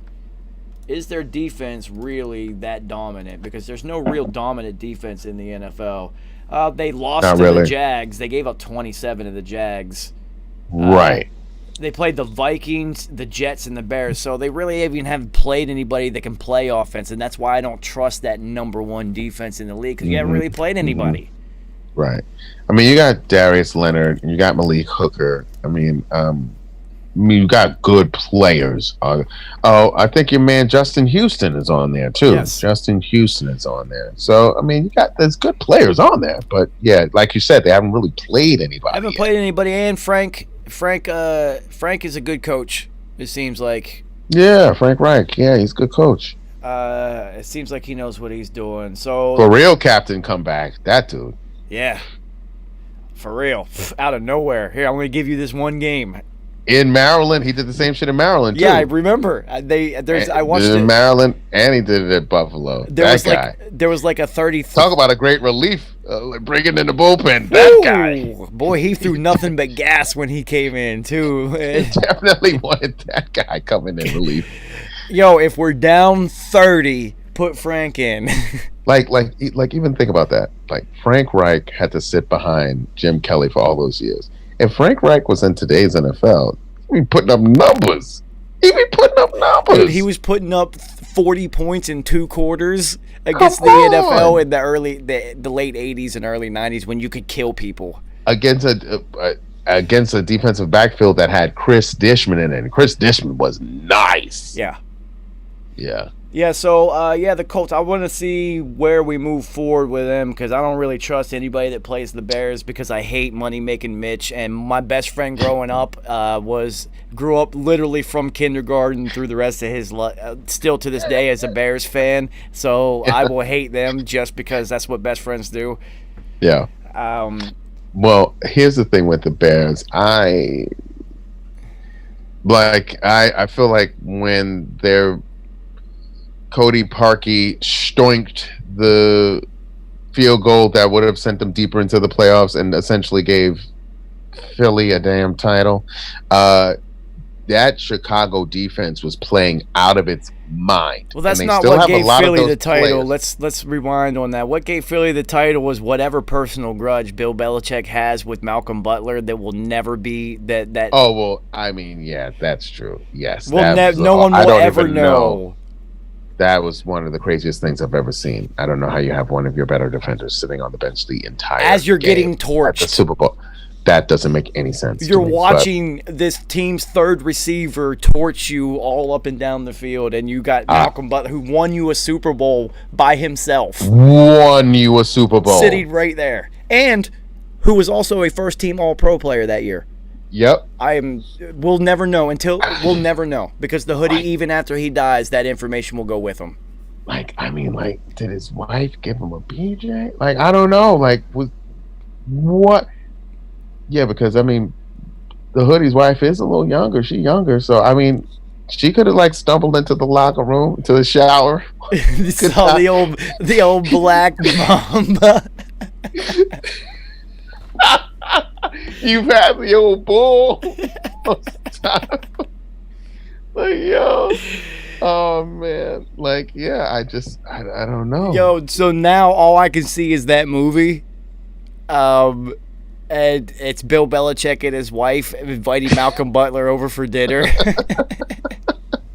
And they're all hanging out in the hot tub afterwards. That's funny. And Bill just leaves to go get a martini or something, and she wanted to see the old black mamba strike. She's gargling. As a Pats fan, man, that is a mystery that none of us will ever know because we literally gave away a Super Bowl. We just gave it away. Bill Belichick is I've won so many of these that I will lose this one out of principle. Because also it's who are you punishing? Like, what lessons are you trying to teach on the professional level? Like, okay, I'll give you for instance, JV year. My cousin is one of the better players on the team, like one of the best players. He gets sat out in a playoff game. Like, we're in the playoffs. You're gonna sit out like one of the best players on the team because of a moral thing. It was like some bullshit, and it was like, oh, wait, you sitting out our best players? What? Well, we lose, hurts, and it's just like I heard the hurt in your voice right there. It still hurts. I mean, because like, it still hurts. Let's just do like extra practice. Let's do extra up downs. I'll do crabs. Don't sit us during the game. Playoffs? Come on. But on the professional level, what are you trying to prove? This is the ultimate game. There's no other game after this. What? The Super Bowl. Find him. The Super Find Bowl. him. It's a Super Bowl. Find him. I think Bill Belichick, being an astute student of history and a military man, knows that in the story of history that Super Bowl loss will be a forgotten blip that no one will ever speak of again. And when you look at we will, but when you look at his career and you're like, well, damn, he won. Who knows how many he's going to end up with? At minimum 6 Super Bowls. With honestly, and being a Patriots fan, maybe there's some Patriots colored glasses how I look at it. Okay. I look at 6 Super Bowl wins and the 3 losses are almost irrelevant. Yeah, they did occur, but there's so many of them. It's like, yeah, well, who cares? Well, here's the thing also, because people rarely bring up Spygate, Deflategate, and they more so put Deflategate on Tom. Yeah. So they don't even like really put it on him, but Spygate, and then the last thing that just happened with the Bungles, they're not even talking about that shit. Like all of this shit happened, and it doesn't even matter because it just keeps going on. It doesn't even matter. It doesn't even get brought up because we talk about his chips. We talk about the wins because that's what we do. Where nobody gives a fuck about we talk about the wins. Like LeBron has been to the finals now 10 times, but 3 wins. But we don't really. They will bring the loss up, but they say he is a 3-time champion. Yeah, of course. You don't say Tom Brady's a 6-time champion, 3-time Super Bowl loser. Right. You don't say that. No. You don't say Aaron Rodgers is a 1-time Super Bowl champion, 13-time not making it to the Super Bowl quarterback. No, you say Aaron Rodgers Super Bowl champ. Exactly. 1-time MVP. Like you and I think Belichick understands that, and he knows, like, literally, I can give this one away. I'm going to prove a point to every single fucking person in this organization right now. Who cares? I've got fistfuls of these. Like, I don't think he even cares. To be honest with you, 500, you guys didn't fucking punt, and we lost. That is incredible. Insane. And as this is happening, your best secondary player is standing right there and did not play a single snap. Oh, I was sick for him. I'm just sitting there like I knew it was intentional. I knew it. I'm like, this is on purpose. Yeah, it was. You could see the look on Malcolm Butler's face. Like, it was just like, oh shit, something happened. It had to have been like LeBron and 2 pistols. Your man. I see his face because he fucked LeBron's moms. Yeah. Oh, yo, shout out to him for Mark Cuban. It'll come. Yeah, Mark Cuban picking him up and taking him to rehab and turning his life around because son was. He did. Yeah, son was homeless, wandering around and on the highway, no shoes on, begging for money and shit. And it's just like, yo, Delonte West, that's his name. Delonte. It's like, yo, Delonte, man, you made like $36 million in your career. Well, has mental issues. The money doesn't mean anything. It's all mental thing. Wait, what? He was rolling on a motorcycle, and he had like mad guns on him one time. Yeah, 2 guns on him, 2 pistols. Yeah, that's right. We've always called him 2 pistols from then on because the cops stopped him and he had fucking 2 pistols on him, and that's when everyone found out he had mental health issues. Wild West. But it was the Wild West because apparently he was smashing LeBron's mom, and LeBron basically blackballed him from the NBA after that because he's LeBron and he can do that. And that's sad because that's all Delonte had was the NBA, and now look at him. Begging for money on the side of the highway. Where you at, LeBron? Sad. Yeah, crazy. One of the craziest downfalls of a professional athlete I've ever seen. Yeah. Especially if it's true that he banged LeBron's mom, because it is. Well, listen, it is. I mean, like, it's come up way too many times for it not to be. It is. We know it is. You know it is. I know it is. Let's not. And then also, I mean, like, there was just things happening. How does that happen? Listen, like, stop. Okay, listen. That had to have been on her. You can't put that on him. Yes, no, correct. I'm gonna request you not to come to the game, especially don't stand in the hallway once we, like, on our way back to the locker room. You're in the tunnel, giving every player a kiss on the mouth, mama. Yeah, she was looking for. Whoo, she was wild. Well, yo, son, LeBron. You haven't even seen, but if you notice though, you have not seen her at all. You haven't seen her in years. No, ever since the Delonte West situation, you haven't seen her again. Well, I mean, I bet you LeBron got in that ass. He was like, well, not only that, he makes enough money now. He can be like, listen, I'll pay you to stay home. Yes. I will pay you to stay home. You're not coming. Yeah. And he has enough power to be like, yo, my mom's not coming in this building. It's not happening. Yep. Because you don't even see her at games. She's not even like in the press box or anything. You don't see it. Yo, she probably couldn't stop her. She probably kept popping into the locker room after games and shit. Like what the fuck is it? Cameron Diaz in Any Given Sunday. Oh. Well, homie's just hanging swam right in her face. I was like, oh man. Jamie Foxx goes at her like, yo, I think we should hang out. She's just like, yeah, right. I don't date the employees. Yeah. That other dude who's been in mad football movies, just like, he's over there. I'm like, are you gonna point with your finger or your fucking schwam, dude? Swinging down to his kneecaps. Jesus. Yeah, it was a bit excessive, but it was. It's a movie. The camera adds something, I guess. The camera adds 15 inches. No worries. So how do you explain the other 11? Right. Yeah, that was completely outrageous. What a movie, though. Yeah, I love that. I actually just watched that last week. Al Pacino's speech at the end, it's one of my favorite monologues I've ever heard in it. Every time I hear it, I'm ready to suit up. Like, I should never suit up again, but that one time you feel like you have one more play in you.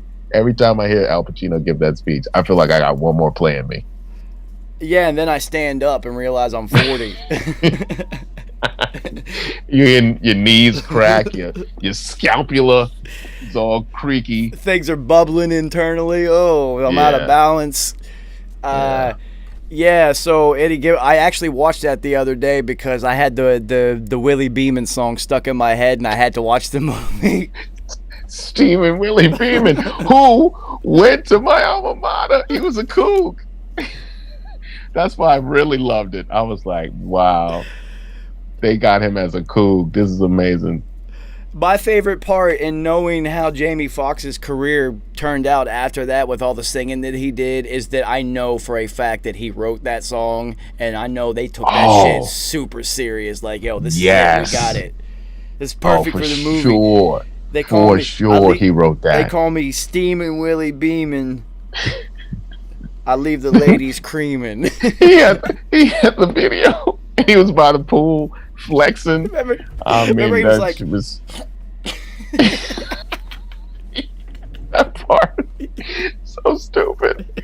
Oh man, and LT kicked his ass. Oh man, that movie was great. He fucking used the chainsaw. Like he cut his car in half. He cut his Yukon in half. Oh man, I love it. That's so which good. is probably and then and him and LL really fought because LL really punched him in the face. Yo, I bet you that Lawrence Taylor cutting somebody's car in half high on coke is a scene that came from real life. They From was a like, real "Yo," story. Yeah, Oh, they told that story, yeah. and they were like, "Oh yeah." And he probably told it just like this. He was like, "Yeah, the motherfucker was talking shit." So then I went outside with my chainsaw and cut his damn car down. He probably just said it just like that. Yeah, yeah. He 'Cause it wasn't was talking nothing. shit after that. It was just like Charlie Murphy hanging out with Rick James. It was one of them situations. 100%. So, Buffalo and Vegas, I thought would be a better game than it was, but I think it's more that Buffalo didn't. is actually that good. Buffalo is that good. I didn't think that was going to be a good game. I thought Buffalo was just going to kick that ass. Well, So, I mean, Vegas isn't playing bad though. Their offense. I know that. They do have I know. Chucky. Chucky does know how to call an offensive game. I'll give him that. But much it was a credit. bad, but matchups, and it's just a bad matchup for Vegas. That's what I'm saying. Yeah. Like defensively, they don't have defensive standouts on Vegas. Just don't. Well, they and used so- to have this one guy called Khalil Mack. I wonder what he's doing these days. Yeah, yeah. They used to have that cat. He long gone now. He Yeah, could play. I 'cause wonder if he's still. Well, I hope he's still out there. Yeah, I hope someone's giving him a chance. Yeah, I hope he's Yeah, still lacing it up, man. right. Fucking That guy assholes. could go.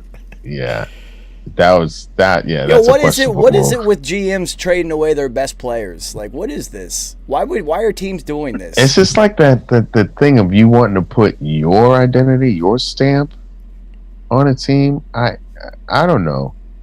It's weird to me. Yeah, but Khalil Mack doesn't seem like his personality is so big that you would have had he to have just gotten wants rid to. of him. He just wants to win. You're talking about Like that the guy first legit player, just wants to win. the first player in NFL history to be named first pro all team at two different positions Insane.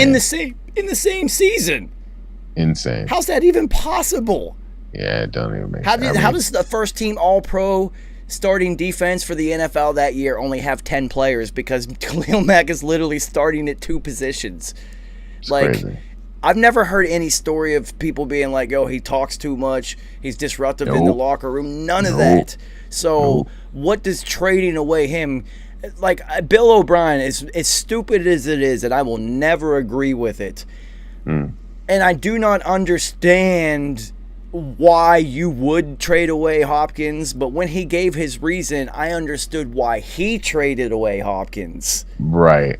Does that Right. make sense? Yep. Yeah. The way yeah, he yeah. thinks, I was like, now I know why you did it. I would never do that. But now Right. I know why you did it. And that whole, Right. it's going to open Deshaun up because we just funnel everything through D-Hop. And it's stunting Deshaun's growth, which is that's the dumbest This is the shit dumbest ever. thing. Thank you. Ever. Yeah, so trade Jerry Rice away from the 49ers because it stunned Joe Montana's growth. Okay, that's what you do. Just That's so the stupid. dumbest- But the like I dumbest said, I shit you- understand why he made that move because he does Right. things like that. So Right. Buffalo looks like they are for real. Stephon Diggs is the truth. Gronk playing quarterback. This guy is a monster. He's like 6'9", 300 pounds. He's mushing linebackers to the ground and just shoulder shrugging D ends off. I mean, he's a monster. He's monster. He's like a 15-year-old's created quarterback on Madden. You would make Yeah. him like 6'8", can throw it 80 yards, runs a 4.4. You Right. know, it weighs 300 Right. pounds. Like all these things that are just like not real. And Right. on top that's of what that, he's doing. here you'll love this one. On top of all of that, he's white. Like Yeah. this isn't supposed to be happening. Yeah, it's not Cam. It's not Cam Newton. This is weird. Yeah. As a white, see, this is why it's gray matter. In this case, it is black and white because seeing a white dude that big moving like that is weird because typically it would be like Big Ben. You're going to be Right. you're going to absorb the hits and still be able to get it downfield. Because before the quarterback, well, I mean, when you talk about big quarterbacks, we could talk about the hefty lefty, Jared Lorenzen, my guy. But also, Hey, you have that's to Carey's remember, guy. rest in peace, Jared. Yeah, but Mark McGuire. Do you remember Mark McGuire's brother used to play in the NFL? Yeah. For the Seattle Seahawks, 6'8" at quarterback. Oh yeah, big boy. And so he was, but he wasn't even mushing linebackers to the ground like this kid Josh Allen was. I mean, he was just more like the Statue of Liberty because he just was there in the pocket getting Like peppered Big up. Ben, Like he didn't even use his like size. I mean, he broke a couple tackles and through, but he didn't last long. He didn't even use his size like how he should have and could have. Now we're seeing Josh Allen use every last bit of his size and arm strength and just man strength in the All right, league. so the question I have for you regarding Josh Allen is how long can he play like this before the physicality before it forces a change?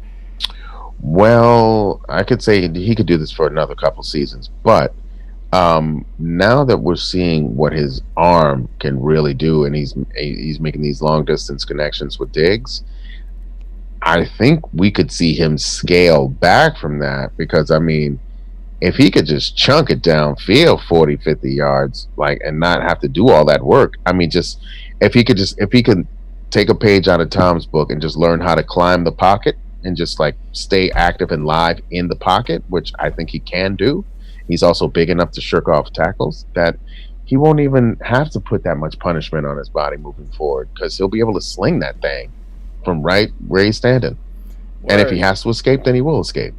Word. So we'll move on to the Sunday evening game, and this is the only other game that I missed because I actually trusted in Nick Mullins for some reason because he has not had a terrible career, but it's never been on him, and now it was on him. And it's funny because Kittle did have 183 yards, but Nick Mullins only had 200. So what else?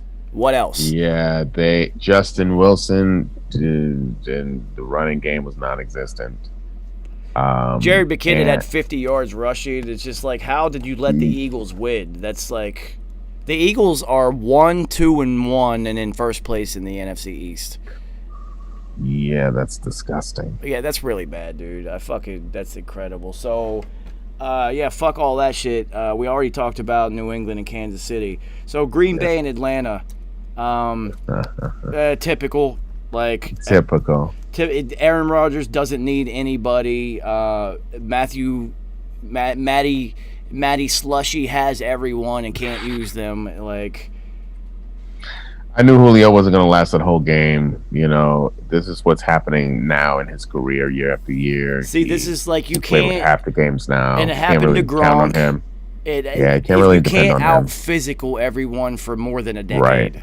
Right. It's going to take its toll. See, the difference with Frank Gore is he never really took big shots. It seemed like he was always leaning forward and would just it's tackles and momentum.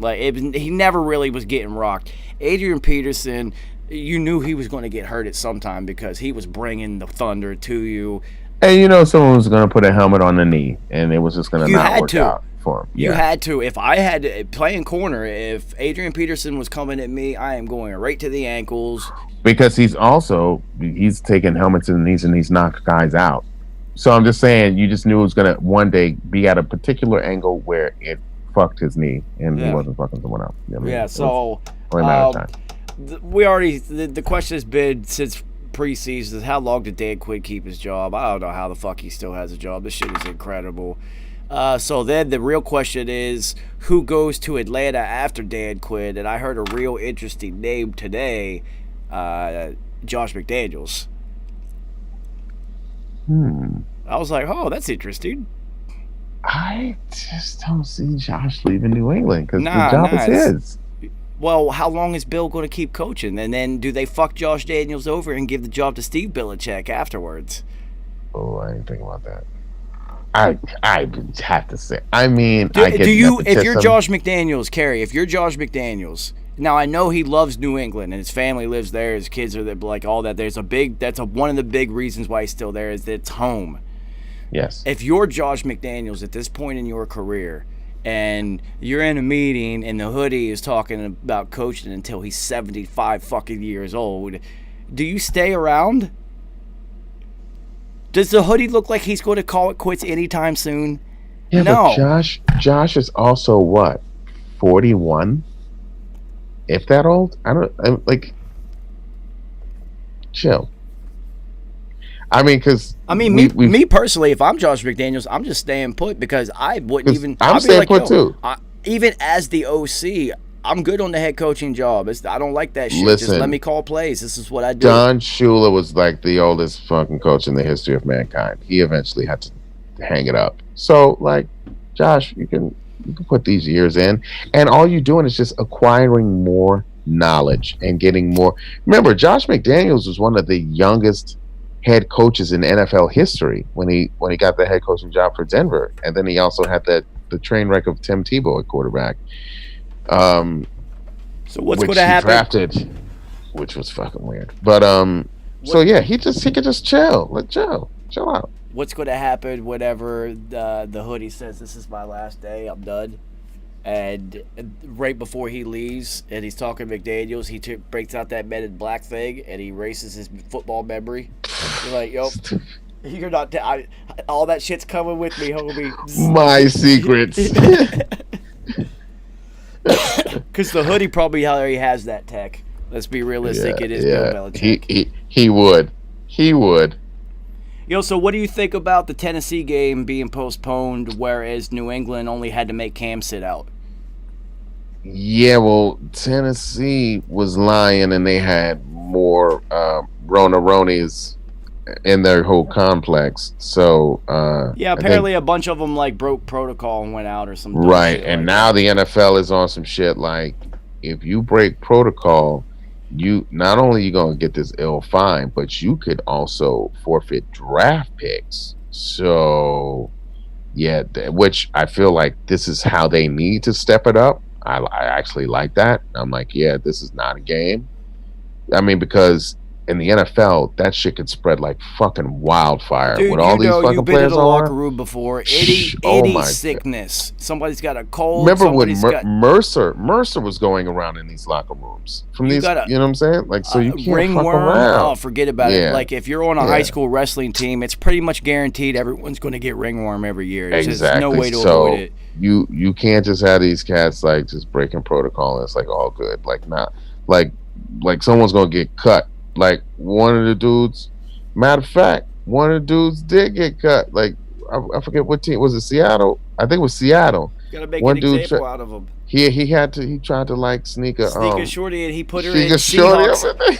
He put her in a jersey and shit from the team store and tried to sneak her in, dude. Got cut. It was incredible.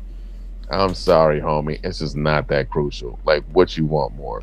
Pussy or this NFL game check? And he was a rookie too, so it was a undrafted rookie. An undrafted getting a shot. You're no more shots. Even no matter how talented you are now in Dwayne The Rock Johnson's XFL from here on out, homie. Yep, yes you are. All right, so moving on to. You better hope he hate me. Yeah, moving on to Week 5. Tampa at Chicago. We already know Tampa is rolling. Chicago Tampa's sucks. Rolling. Yeah, it will be fun to watch because I am. Doesn't Tom even Brady matter fan. who's at quarterback. Yeah, it doesn't even matter. Yeah. But what if Nick Foles is like is Eli Manning 2.0 and he's the Tom Brady killer? I mean, listen, I can't see it. Not with. I mean, is Godwin going to be back? Does it even matter? I'm about to say not that it truly matters. No, I don't see it. Tampa's also defense, the way they're clicking and just their speed. Their defense is fast. Their defense is just fast. It's funny because all of their linebackers look like strong safeties. None of them look like linebackers.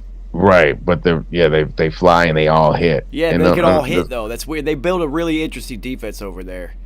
And Todd Bowles. Yeah, and also a Todd Bowles run defense. Yeah, which Todd Bowles. He's a cat who should stay as a defensive coordinator because he crushes that. Yeah, he's good at that. One of those stick cats. to that. Yeah. Stick to that. You got Bruce Arians. Stick with him. Yeah, Win a couple Super Bowls with Todd.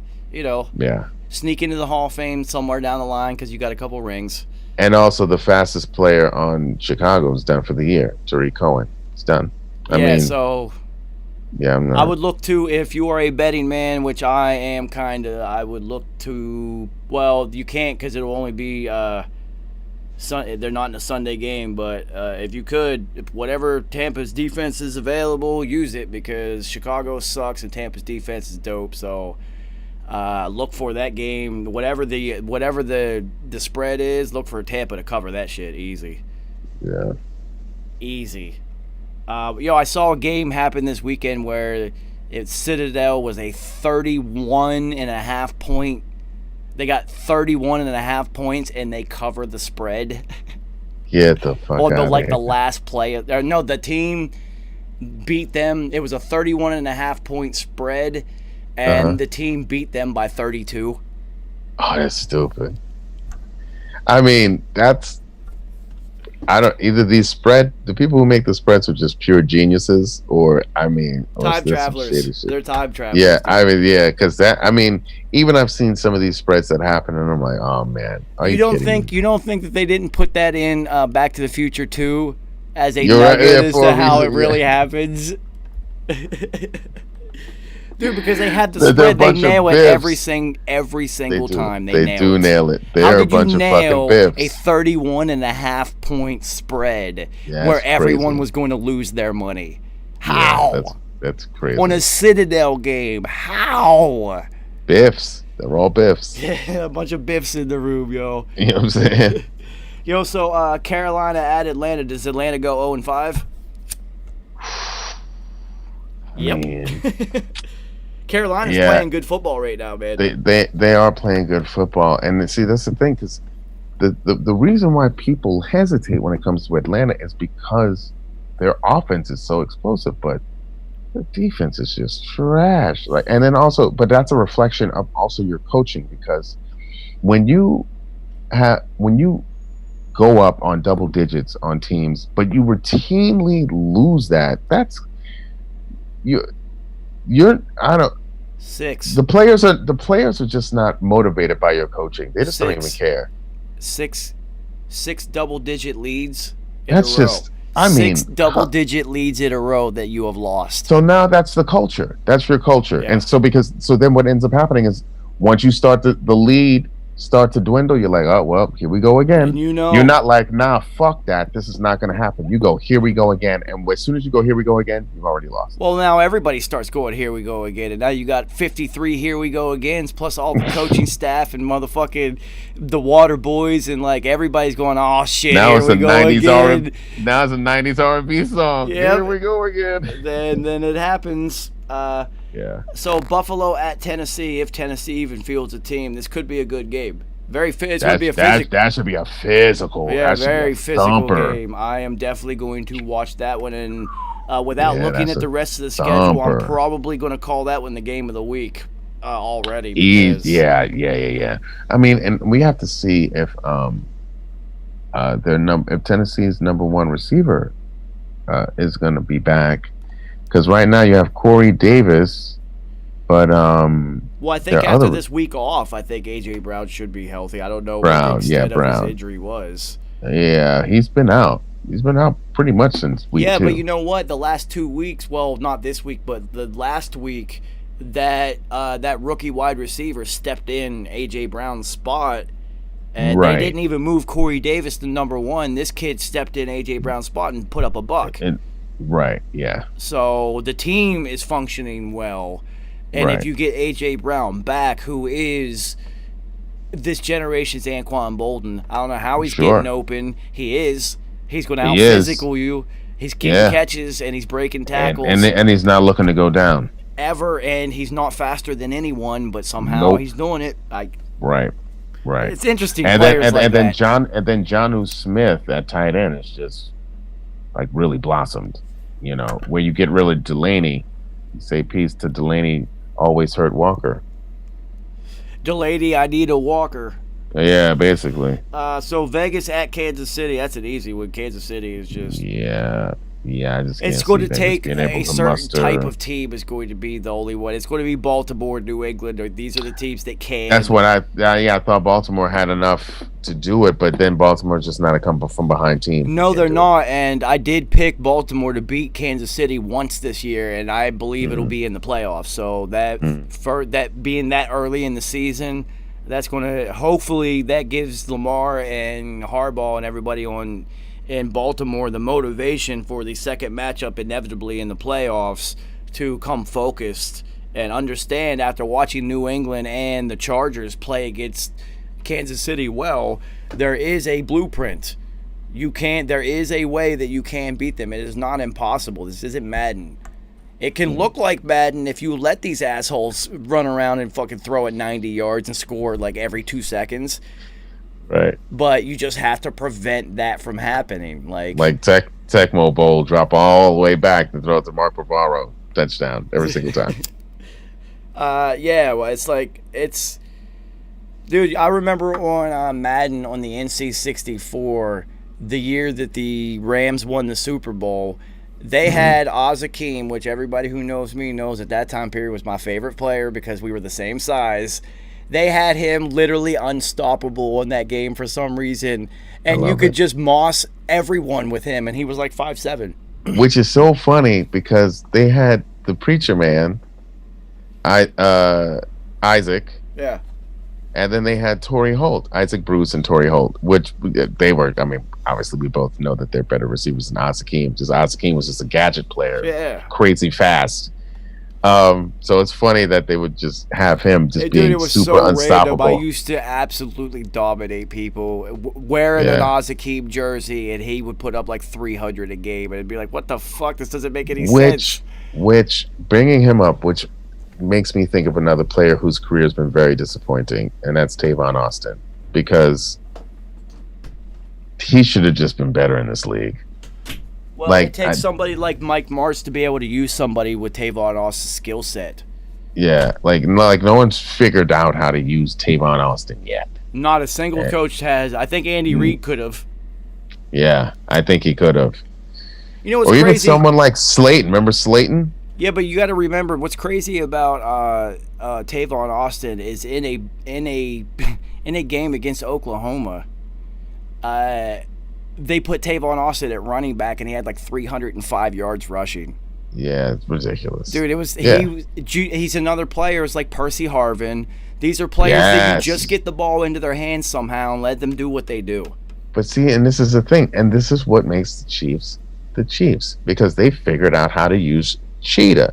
He is not your typical number one wide receiver in this league. Not even close.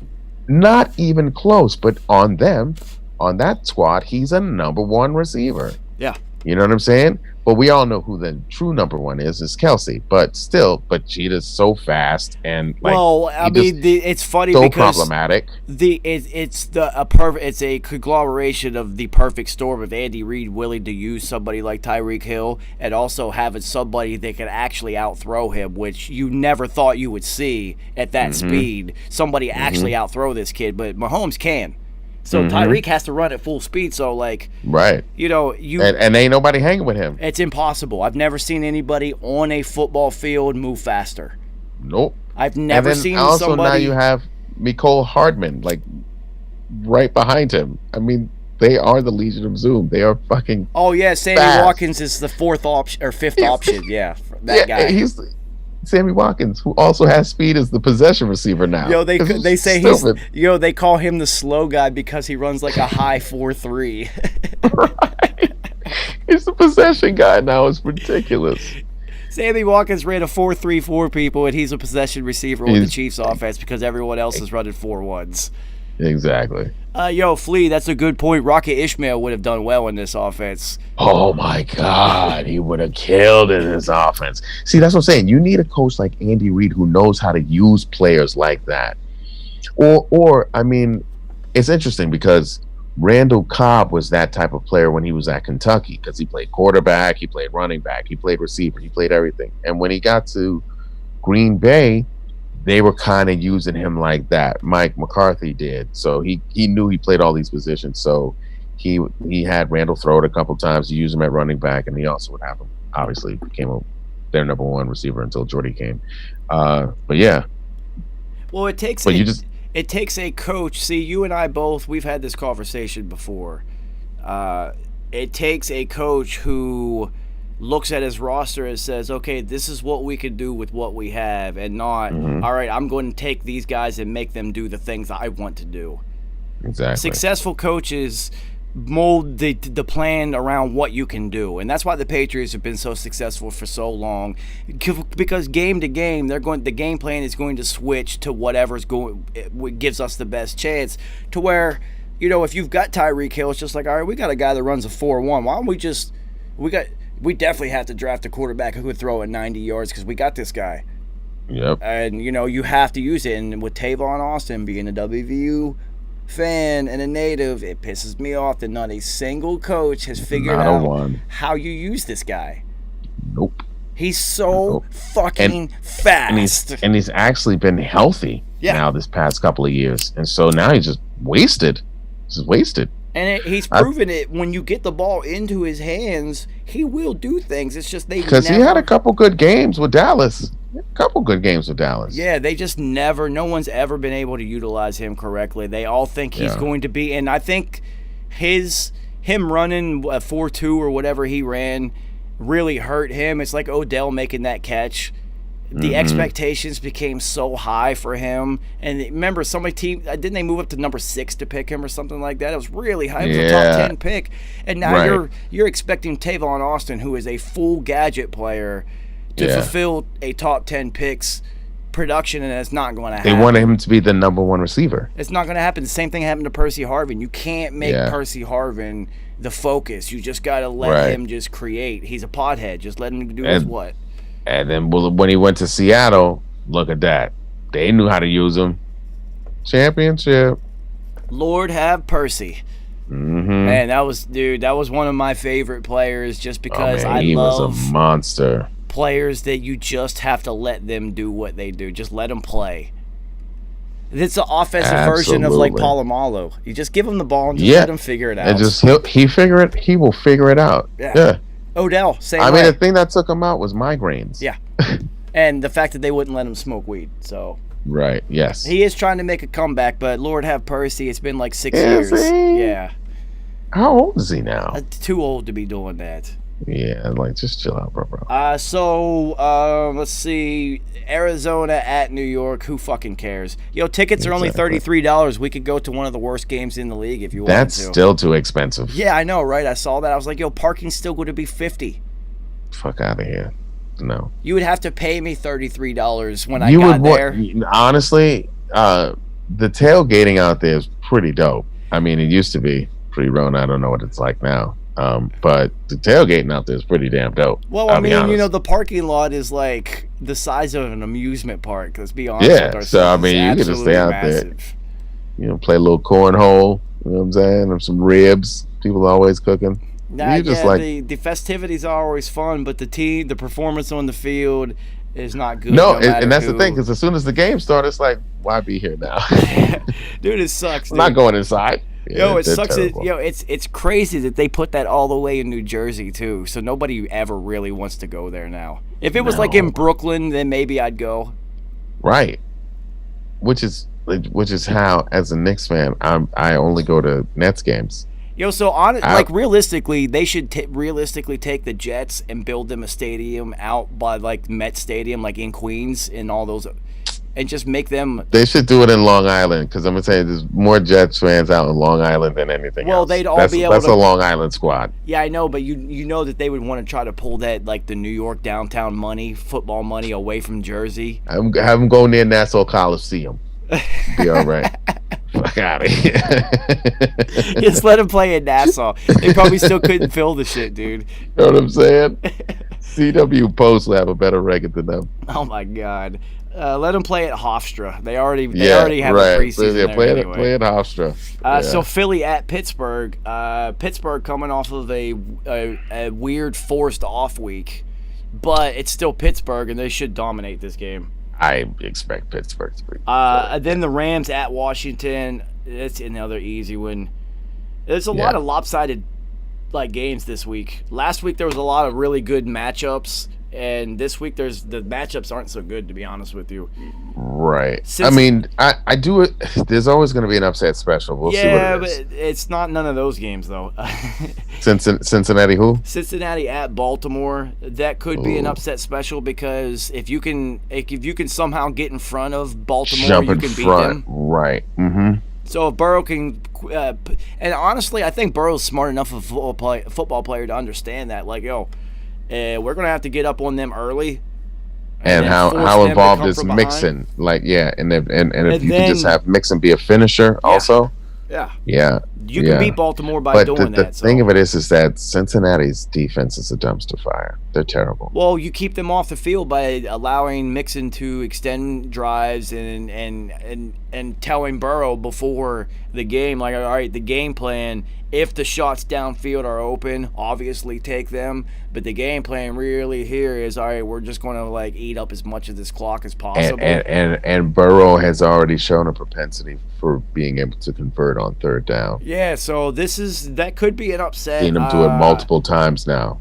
I would be interested to see what the spread is on that one because if it's too big, I would definitely take Cincy on that one. Oh, for sure. If it's too big, yeah. Like if they put it like an 8.5, I'm going Cincy. Yeah, easy. Yeah. Anything over 6, I might take it. 6.5 and up, I might take it because I see the spread might be like 8.5. And honestly, with Joey Bag of Donuts, I don't feel like a team is ever out of the game. I feel like he's the type of quarterback that you're going to be. Listen, Joey Boy Band has got these bungles like humming right along, and now they got his man Mark Higgins. These Tigers might actually earn some stripes by the end of the season. They might. Well played. So Jacksonville at Houston. Who fucking cares? I'm already disgusted. Who cares? I think Houston gets off. Houston gets off the schneid. Well, you and I both know how this works. A coach gets fired. A coach that was not well liked in the building. Mm-hmm. Very conflict-oriented coach that players didn't like. Especially younger players don't put up with that shit. So they do not put up with that shit. If Deshaun Watson says, "Hey, Romeo Crennel, I want to run the Statue of Liberty play." Hold on one second, yo.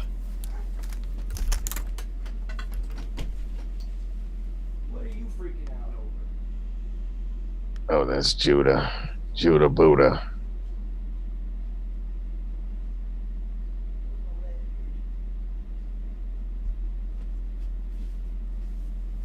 Wow.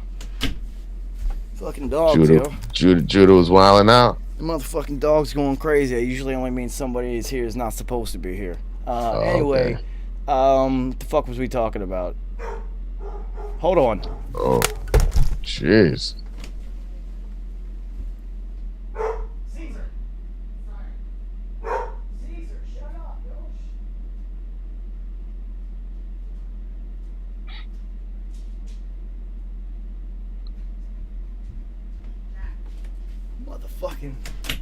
Motherfucking dogs. Yeah. We were talking about Minshew and them. Yeah, during the Roni, I will take a dog that does bark at the door, though. Fuck it. Yeah, no doubt. Yeah, Uncle Rick. Oh, yeah, Houston. So anyway, typically we know when an unliked coach gets fired that the team always comes out and performs well afterwards. Exactly. It's like that dark cloud has been lifted. See? Yeah. See, it was all him. It wasn't none of us. We can do now, right? Yeah, so I would definitely take Houston in that one, and also because Jacksonville just kind of sucks. Even though I like Uncle Rico, and their receiving room is still from top to bottom. But that's the thing, though. Their defense is terrible. They have talent. They have defense talent is at running bad. back. The defense is terrible. I mean, Miles Jack. I feel sorry for that dude. He is a talented dude. But they have Chenault, Conley, Chark. Chark is still like doing his thing. I like their running back. Like they have talent on offense. Just their defense is just gar. Their defense sucks, and I imagine if they're not winning, that their offensive line is also very problematic. Yeah, that's usually indicative. If you have that much talent on offense and your quarterback is not. Uncle Rico is an NFL caliber quarterback. He is, absolutely. So it's got to be somewhere else. It's coming from somewhere else, and clearly it's coming from the general management because they just let go of like half of their roster. So something's going on there. I don't look for Jacksonville to have a team that much longer, to be perfectly honest with you. I look for them to move to London. Shad is going to make that happen. Or Toronto. I can see it. I can see Toronto. Ooh, I didn't even think about Toronto. Toronto, they have their own league up there. They got the Argonauts. Yeah, I know, but the Raptors have proven that if you have a professional level team like that, the entire country will get behind it. That is also true. Yeah. That is true. Interesting. It may not be Toronto, but it could be another Canadian city, but I don't see why not Toronto. What other way? It can't be Vancouver. The NBA didn't work there. Oh, yeah, the Grizzlies. Oh, it was terrible. Yeah, Even though Vancouver is a beautiful place from what I hear. I can't see it being in Montreal. They already have the Alouettes. Well, see, then it's going to have to be Mexico, and Sean's not going to be moved to Mexico City, I don't think. Doesn't want all those players to get beheaded. Probably not. I think more of a London move since he is... I think a London move is there. And they show up. They show up to the games. Yeah. They well, love it's funny seeing people because get all hit. the tourists that are in London when there's an NFL football game, it doesn't matter what teams are there. All the Americans, they all go, dude. It's hilarious. You look at the stadium and it's like every you have team's all jerseys. jersey. That's what I'm saying. You see all the jerseys represented. And then you got you all showed up to a game. Then you got all these Europeans who only are showing up because they like football, American football, and it's just like they might like Christian McCaffrey might be their favorite player, but it's the Vikings and Texans playing. Dude's wearing his Christian McCaffrey jersey to the game because he likes NFL football, and this is his only chance. Yep. It's weird, man. Yeah. It's weird. It's working, but it's really weird. It is. I think the Roni kind of put the clamps on that shit, though. I don't think we're going to be seeing that going on. So I will give the Rona credit for stopping Roger Goodell's ambition of trying to make football happen in London because I know the players fucking hated it. Well, I mean, that's a tough, especially if you're coming from the West Coast, that's a tough trip, yo. That is long. Dude, it's incredible. And here's the crazy thing. It's like you're flying all the way to London as a young player. You probably never been there before. And now it's like being on tour where you get to go to a city and you don't get to experience anything about this city whatsoever. You're there to do something and then turn around and go home. And it's just like, this shit sucks, yo. Yep. And and a good portion of the fans that are coming to see your game have no idea what the rules are. What's going on, and you're playing at 9 o'clock in the morning, and it's just like really weird. I will give them credit for that. Well, I mean, they are used to that because they play soccer at that early. It was cool to have an NFL game at like 9 a.m. on Sundays when you just wake up and be like, all right, I guess I'll put this shit on. I don't like either. It's already of these popping. Teams. Yeah, it's good. Yeah. This is a warm up. Miami at San Francisco. Who really fucking cares? I actually think Miami will probably win that game because San Francisco does not look good. Their roster has been decimated. This could be it. Yeah, I could see Miami pulling this game out. All right, so question on this one. If Miami doesn't win, do you go to Tua? Because they should win this game. They should win this game. You're right. No. If Garoppolo's not healthy, I think that the Niners are going to go with C.J. Beathard at quarterback and not Nick Mullins. So, like, there's no way that Miami should lose this game. Like, they should win. You think they're going to turn to Beathard? They did in the last game after Mullins threw, like, 3 picks. Because Beathard was the original number 2 guy. Mullins was the 3rd guy, always. So, interesting. So, we're just seeing who's the hotter QB until Garoppolo gets here's back. The only issue about this, and we all love Ryan Fitzpatrick. We all love it. The beard is phenomenal. Yes. The outfit's incredible. He's a cartoon character. 24 carat Fitzmagic in the end. He's incredible. But these are the types of games that he loses. He wins the games he's not supposed to, and you get caught up in it, and then he plays a game like this where he's going to throw like 4 picks. But I could see. I was going to say I could see Gaskin having a pretty decent game. Warner in the linebacking core of San Francisco is a monster. Dude, he's all over the place. He plays the pass and the run expertly. But dude, how many linebackers have they had in a row? It's like I mean, they you think have about all Chicago the is like linebacker central, but realistically, during these last 20 years, it's been San Francisco. It's been San Francisco. They've had all the linebackers. Start with Patrick Willis, and then they just choose right.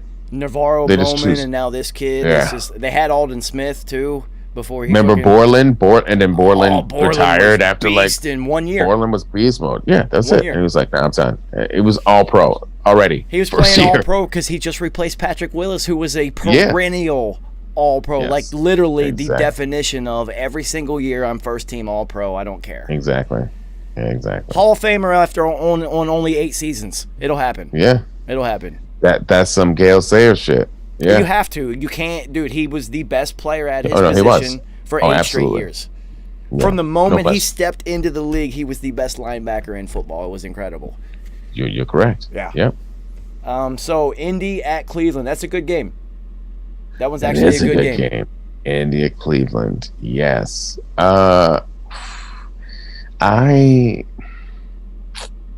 I mean, I've been going against Indy a lot, and Indy's kept proving me wrong. But no, I stopped doing that after week 1 because week 1 was the anomaly that pissed me off, and that's why this week I picked them because I was just like, I didn't trust Chicago because I don't ever.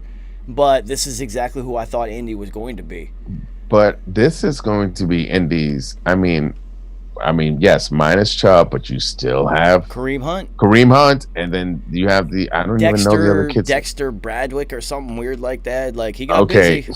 He got busy, and I think that's more and I'm seeing the trend of what Cleveland's doing. They're starting to go more to Odell, and it's really putting more pressure on the defense, and so it's opening more holes for the run, and then Hooper's going to get busy now because he's just going to be one-on-one, but it's going to be up to Baker to see this. So I just think it's going to run enough. I think with the Browns receivers, I think the cool thing about them is Jarvis Landry he seems to me like the type of person, receiver, and friend because they are friends all the way back through college and up to be like, get him the ball, man, feed him. Because we're going to win when you feed him. I'll get worked into the game through the flow of the game. Or I'll throw the damn touchdown myself. Like he doesn't. I don't think he really. Yeah, Jarvis that type of dude. I don't think he really cares. He's more like, let's go get this. I'm tired of losing. Right. I've been in the league for a long time. I got money. Whatever. I'm already. So I actually feel like this is more of a litmus test for Indy, and I see them falling short. Let's see how good their defense really is for real because Cleveland's offense is clicking. And that offensive line, let's talk about it. They maul. Yeah. They maul.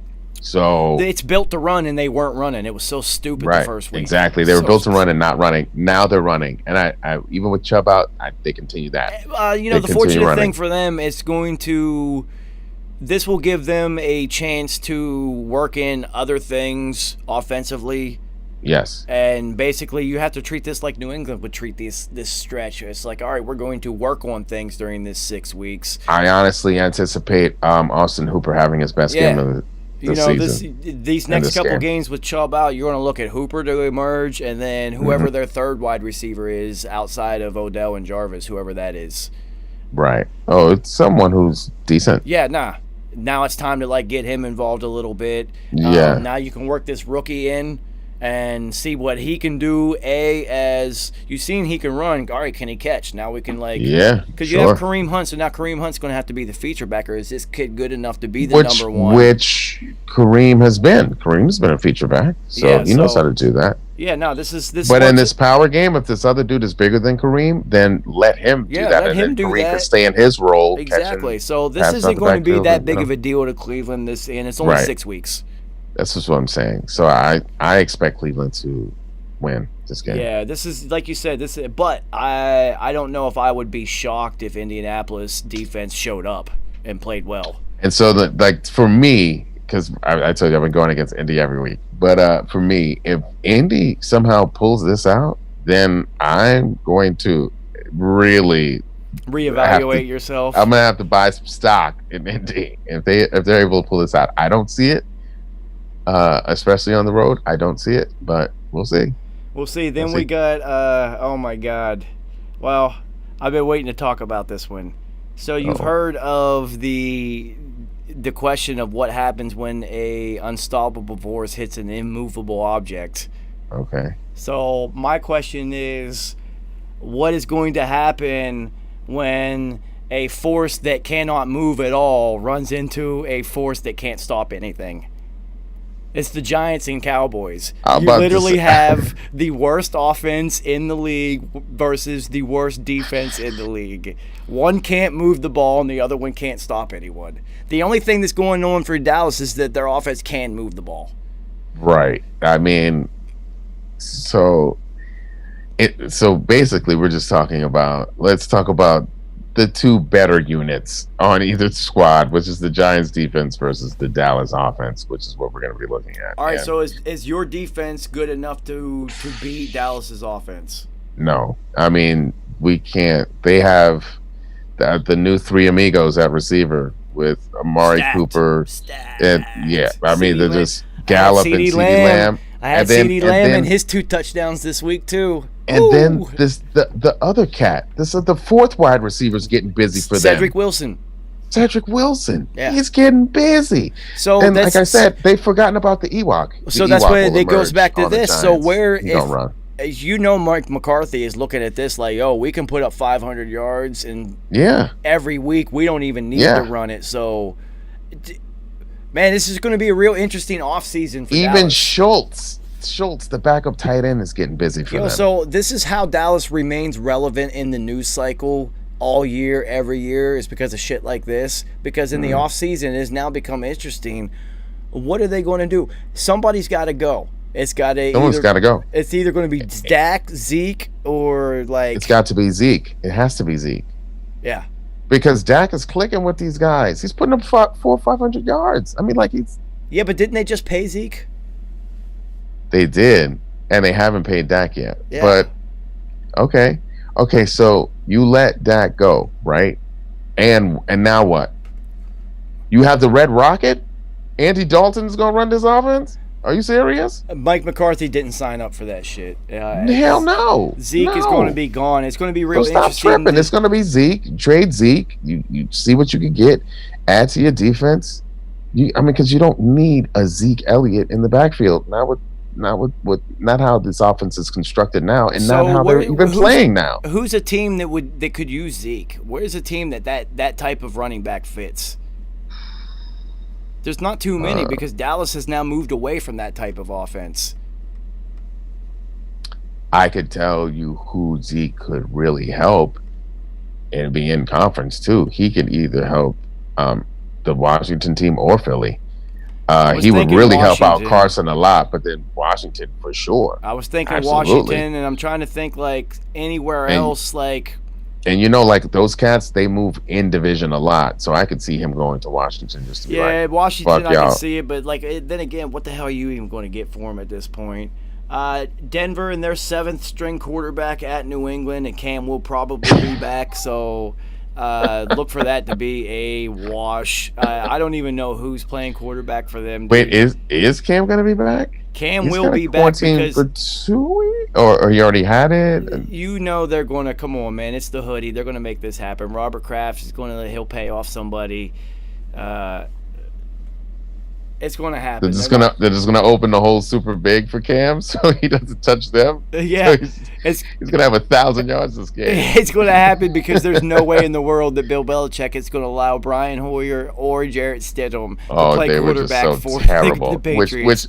Which, if you saw that writing on the wall, which I did, I was like, they are most definitely signing Cam Newton. I just was wondering what was taking so long, but then they did it. They got him for $1 million. That's why they waited. That's why they waited. Because I was like, there's no way anyone believes the hoodie's going to roll in the season with Jarrett Stidham as quarterback. Jesus Christ. Minnesota at Seattle. But in the preseason, I would have said this is a good game. But now I don't think so because I don't like Minnesota's defense. But Seattle has like the 3rd worst defense in football. It's just they got Russ. Which is what I was going to say. And this could I would take the over on this one because there's going to be a lot of points scored in this one. The thing with Minnesota is they are legit Jekyll Hyde team. You don't know which one you're going to get. like how they played against Houston, you're like, ooh, that offense, that's a tough offense to deal with because Dalvin Cook is going nuts. This is what's crazy. And me and Nice used to talk about this, and me and you have been talking about this shit since I've known you. It's just like, how do these GMs keep getting jobs when I constantly make better football decisions than you do? Word up. How do you keep getting a job when all three of us said the exact same thing before these games even started happening this year, especially after week 1? Wow, if they got Justin Jefferson involved, then their offense would really open up. And then look what's happening. And same thing with Cleveland. Wow, if they actually ran the ball and went play action and moved Baker off of the spot, what could happen? And now look what's happening. They put up 50 fucking points on Dallas. So they're killing it. It blows my mind that these GMs keep getting jobs when they absolutely know nothing about how the game of football works itself. It's like they got like a business degree or something from somewhere. It's incredible. Like whoever the fuck the GM for the Jets is, you suck. Bill They're O'Brien. great marketers. They're master marketers. That's what they are. Yeah, they know how to sell themselves so well. What did Adam Gase say in back-to-back head coaching? I think Adam Gase just scared people. I think he just stared at him. I don't even think he said anything. And then he just said contract, pen. And they said, fuck, yes, just get the fuck out of my office. Yeah, that's fucking weirdo. Dude. I still don't know who's worse, if it's him or Dan Quinn. Dan Quinn at least made it to a Super Bowl. Yeah, Dan Quinn made it to a Super Bowl. Yeah, no, Adam Gase is the worst. He's the worst coach in the league right now. All right, so can you remember a worse head coach in your lifetime?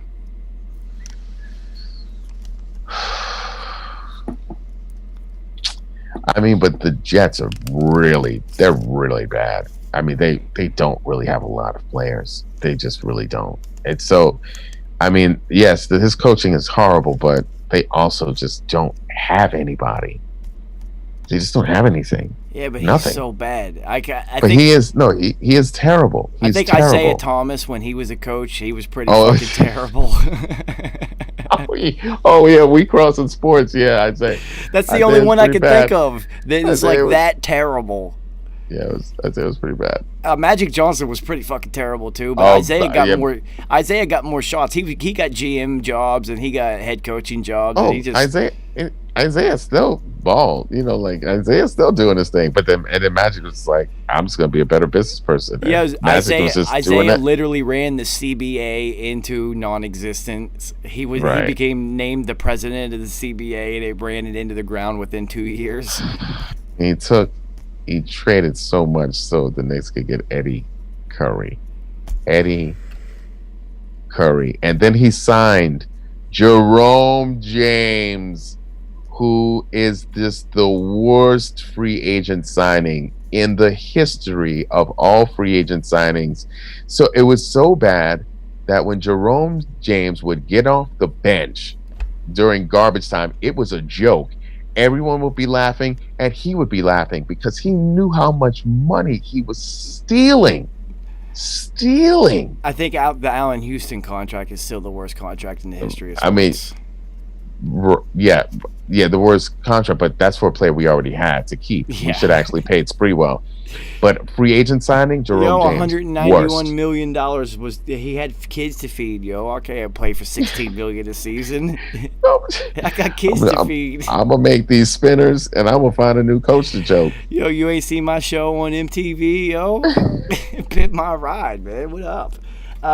So Chargers at New Orleans. I am very tempted, since there's no crowd, to pick the Chargers in this one. That is a really intriguing matchup. That's Monday night, so that's going to be a good one to watch. Yes, and once again, Justin, we will now get to see what the bright lights do to Care Bear, because you're on Monday Night Football, and that's a whole different vibe. Yeah, even with no crowd. And Drew normally plays very well. I mean, outside of what happened with Vegas, he normally plays very well on Monday nights. Is Michael Thomas back? How long is this? I don't know what's up with him. I don't think he's back yet, but I don't think it matters. Not the way how hot Alvin Kamara is right now, and I think that's what makes the difference. I think Alvin Kamara will make the difference in this game. Well, I also think that the Saints eke out a victory. I also think that Tom and the Bucs prove that you can absolutely light up the Chargers defense because Tom put up 4 touchdowns in the second half alone on them. Right. And you know what Drew can do. I mean, like, whatever. Yeah. I know. It's funny because I have said it, and I will continue to say it. Drew Brees' arm is done. He cannot push the ball farther than 40 yards downfield at all. It will never happen. But he's Drew Brees, and he can win without even doing any of that. Exactly. Like, who cares? Exactly. Right. He will 7 to 15 yard you to death. Murder you. Yeah. He's also one of the most accurate QBs in the history of the game. He's not even built to go. They don't even have the players built to go down the field like that, and they never really have with him because that's not what he does. So you got to give the Giants. I mean, they had Ted Ginn, but you know. Well, that's just Ted Ginn is Ted Ginn. And Devery Henderson. He's fast. Fast. All NFL receivers are fast. Well, not all. You got to give. He wasn't. Devery Henderson was faster than Colston. Yeah, you got to give the Saints. Who is it? Buddy Loomis? Is that the Saints GM? Yeah. All right, so you got to give Buddy Loomis credit because he is a GM who puts the right types of receivers around Drew Brees. Sure. They're not burners who are flying down the field. He will always have one because you have to have it as a threat to take the top off. You might never use it. That's what Traquan Smith is. Yeah. But now Traquan has had to reduce his routes to more crossing routes, and so that Drew can get him. He's been balling now. He's scoring touchdowns. No, I think that's why Emmanuel Sanders is such a good fit for them because Emmanuel Sanders works the best for him is somewhere between 10 and 25 yards in that area. Yeah, which is I just need to, and it seems like their relationship is starting to grow now. Because the first couple of weeks it was well, you look at Michael Thomas. You have Emmanuel Sanders, remember? Yeah, Michael Thomas is going to operate from 5 yards to 15. So now Emmanuel Sanders can operate behind him in the next level of the defense that Drew's arms can reach. And then you also have Kamara operating from backfield to anywhere up to the outside of 15 yards.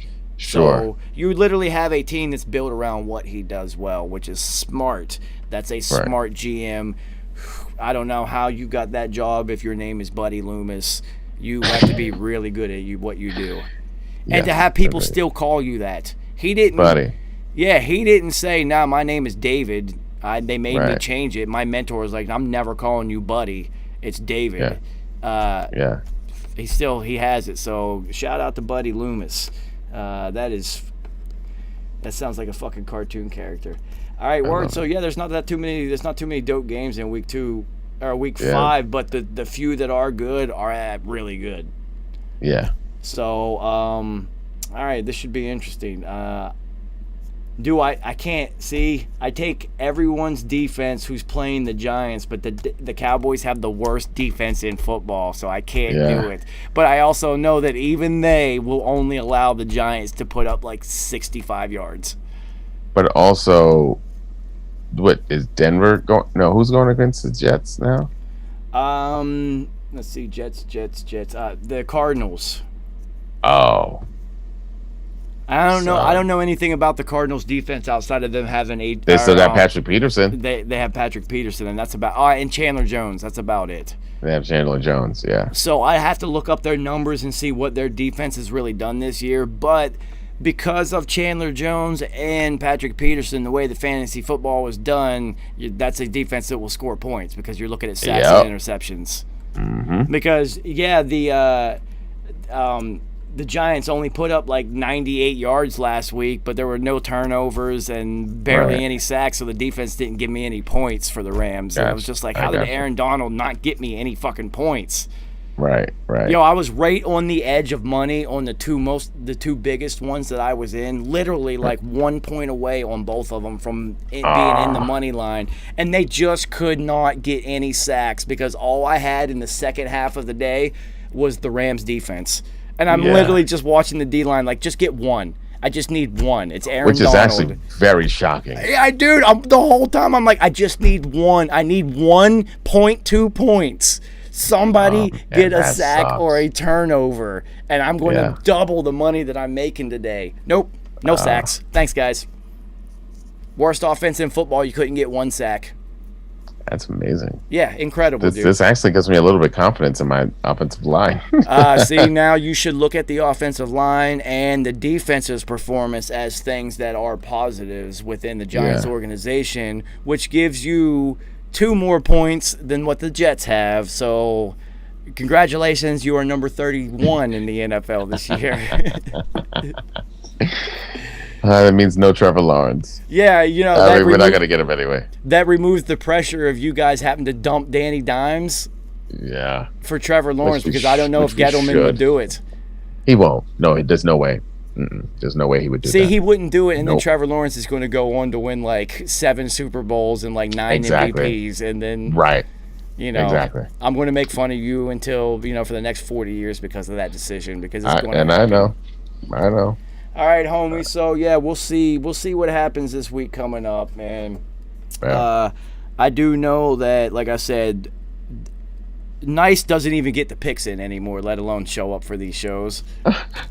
So I'll get those picks in. Yeah, other than Nice not sending in any picks, even Colton, the college sports athlete, is picking games too. Even he is getting double-digit wins each week. I love it. You know, that's so what's up. We're killing it. Yeah, last week, because we were 1 game short, I went 13-2.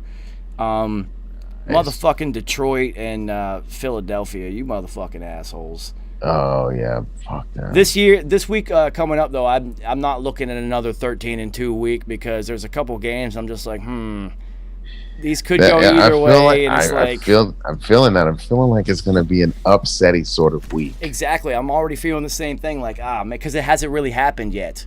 Right. And it's just like now that things are more settling down. See, we think through 4 weeks that we know who teams are, but what we know is who their rosters are. The teams still don't know who they are yet, and that's what people don't understand, because the first 4 weeks of preseason are roster building, and then the first 4 to 8 weeks, depending on how good you are, of the NFL season are team and scheme building. At least that's how the Patriots do things. All right, we will know who we are by like week 10, and then we will start implementing who we are and working on that, to where now what would have been week 5 in the NFL schedule is actually like week 1.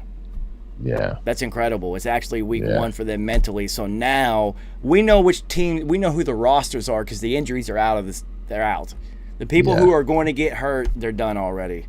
Yeah. There are going to be injuries, of course, it's football, but you know what I mean. Like all that wave of injuries that usually happens in week 1 of the preseason, where you're like, damn, man, everybody got hurt running fucking wind sprints. Those guys are all gone.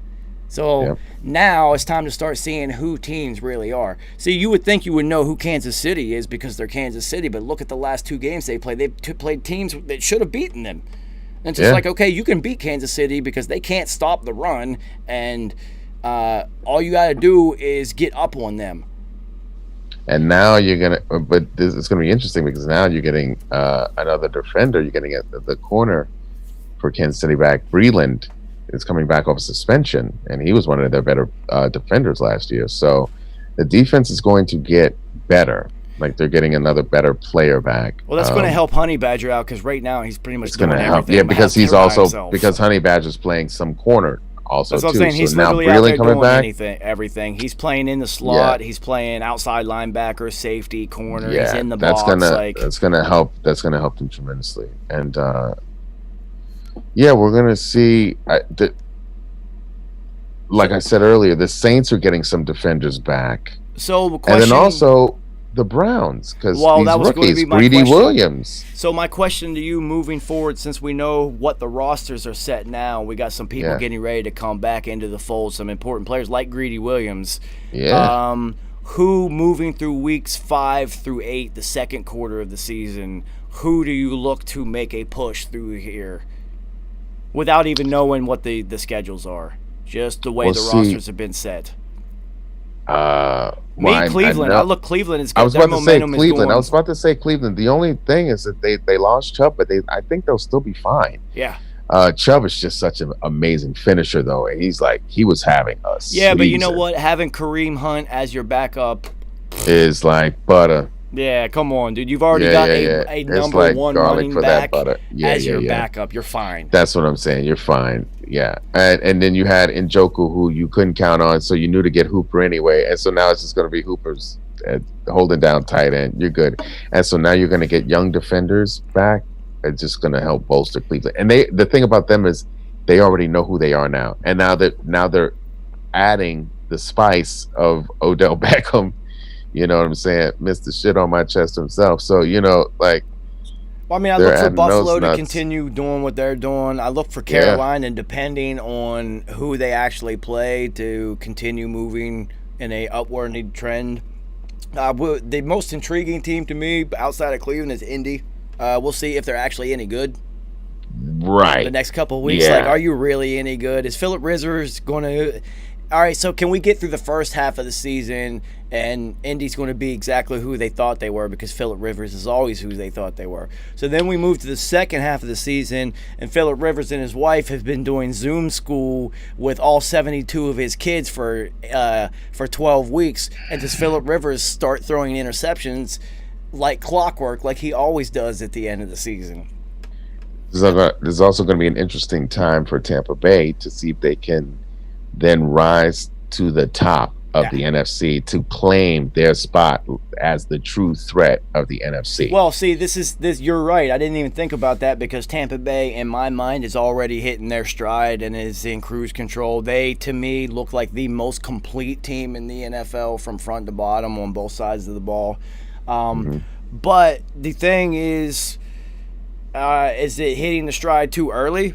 I mean, what happens, and you and I both know, it's more weeks 12 through 6, not really 12 through 16, it's more 10 through 14 that are important, because the last 2 weeks you already kind of know who's in. But the thing with Tampa Bay that I didn't even think of until you said that is there's only one playoff bye this year in each division. So teams are really going to be gunning for that one bye, and Tom has proven that if he gets the bye, you're going to the Super Bowl. And if you don't, those are the years he doesn't make it. It's just that it is what it is. And here's an interesting thing. I think it's actually helpful that Fournette is hurt right now. And so you're going to give more reps to Ronald Jones. Shady's out, so now another running back is in. But now you get Ronald Jones more into the fold, and I'm going to tell you, they're going to need Ronald Jones as a viable part. They just can't look to Fournette all the time, because Fournette will wear out. Him being hurt right now is fine. When he gets back, you want him, save him for the later weeks anyway, because that one time when Jaguars had a run, Fournette was going nuts. It's like with Gronk, you're going to have to you're just saving him towards the stretch run when it really matters. You don't need him right now. So I think it's actually beneficial that he's hurt, that he's out. He's not taking all these hits early in the season. So, so I'm really looking at them to – and then you're going to get Godwin back, and obviously this kid, Scotty Miller, who's the new Welker, new Edelman, new Wayne Corbett, whatever he is. Thomas is going to figure it out. It never fails. It never fails. Yeah, the new Danny Amendola. Some white guy that's like whatever, some little white guy that's not that fast. I'm gonna know how to get him the ball. Yes, it shouldn't be getting open. As somehow he's open. It's like the movie Vince Papale. Dude, it's like that movie Lucas. You remember Lucas? Yeah. Remember he was butt naked open. He got destroyed. His glasses got broken. Yo, they throw him the ball because nobody covered him. That's exactly what it's like with Scotty Miller, dude. Everyone's like, nah, you can leave him open, man. Like, Tom's not gonna throw it to him. All right, word. So there's a couple decent games. So the last question I have before we get off here is, does Dan Quinn make it through the next 4 games? Does he make it to the halfway point? You say no. Let me find. Let's see when their bye week is. That's what I'm trying to. I said it's their bye week 8. If so, that's when the move is made.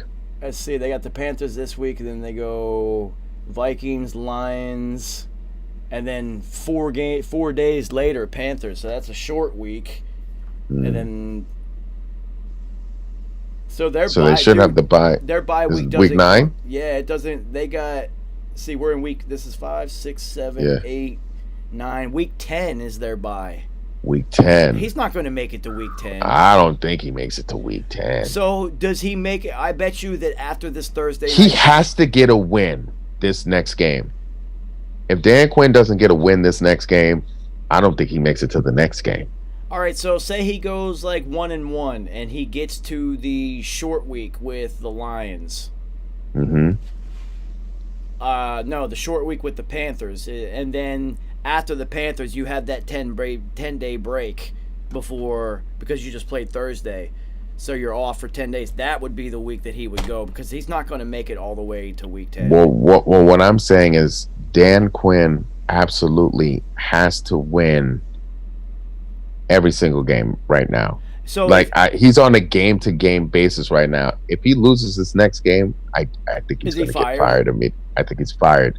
If he loses this next game, I think he's fucking fired. It's an in-division game. He would have to be winning each game. Each game, he has to take each game is his job.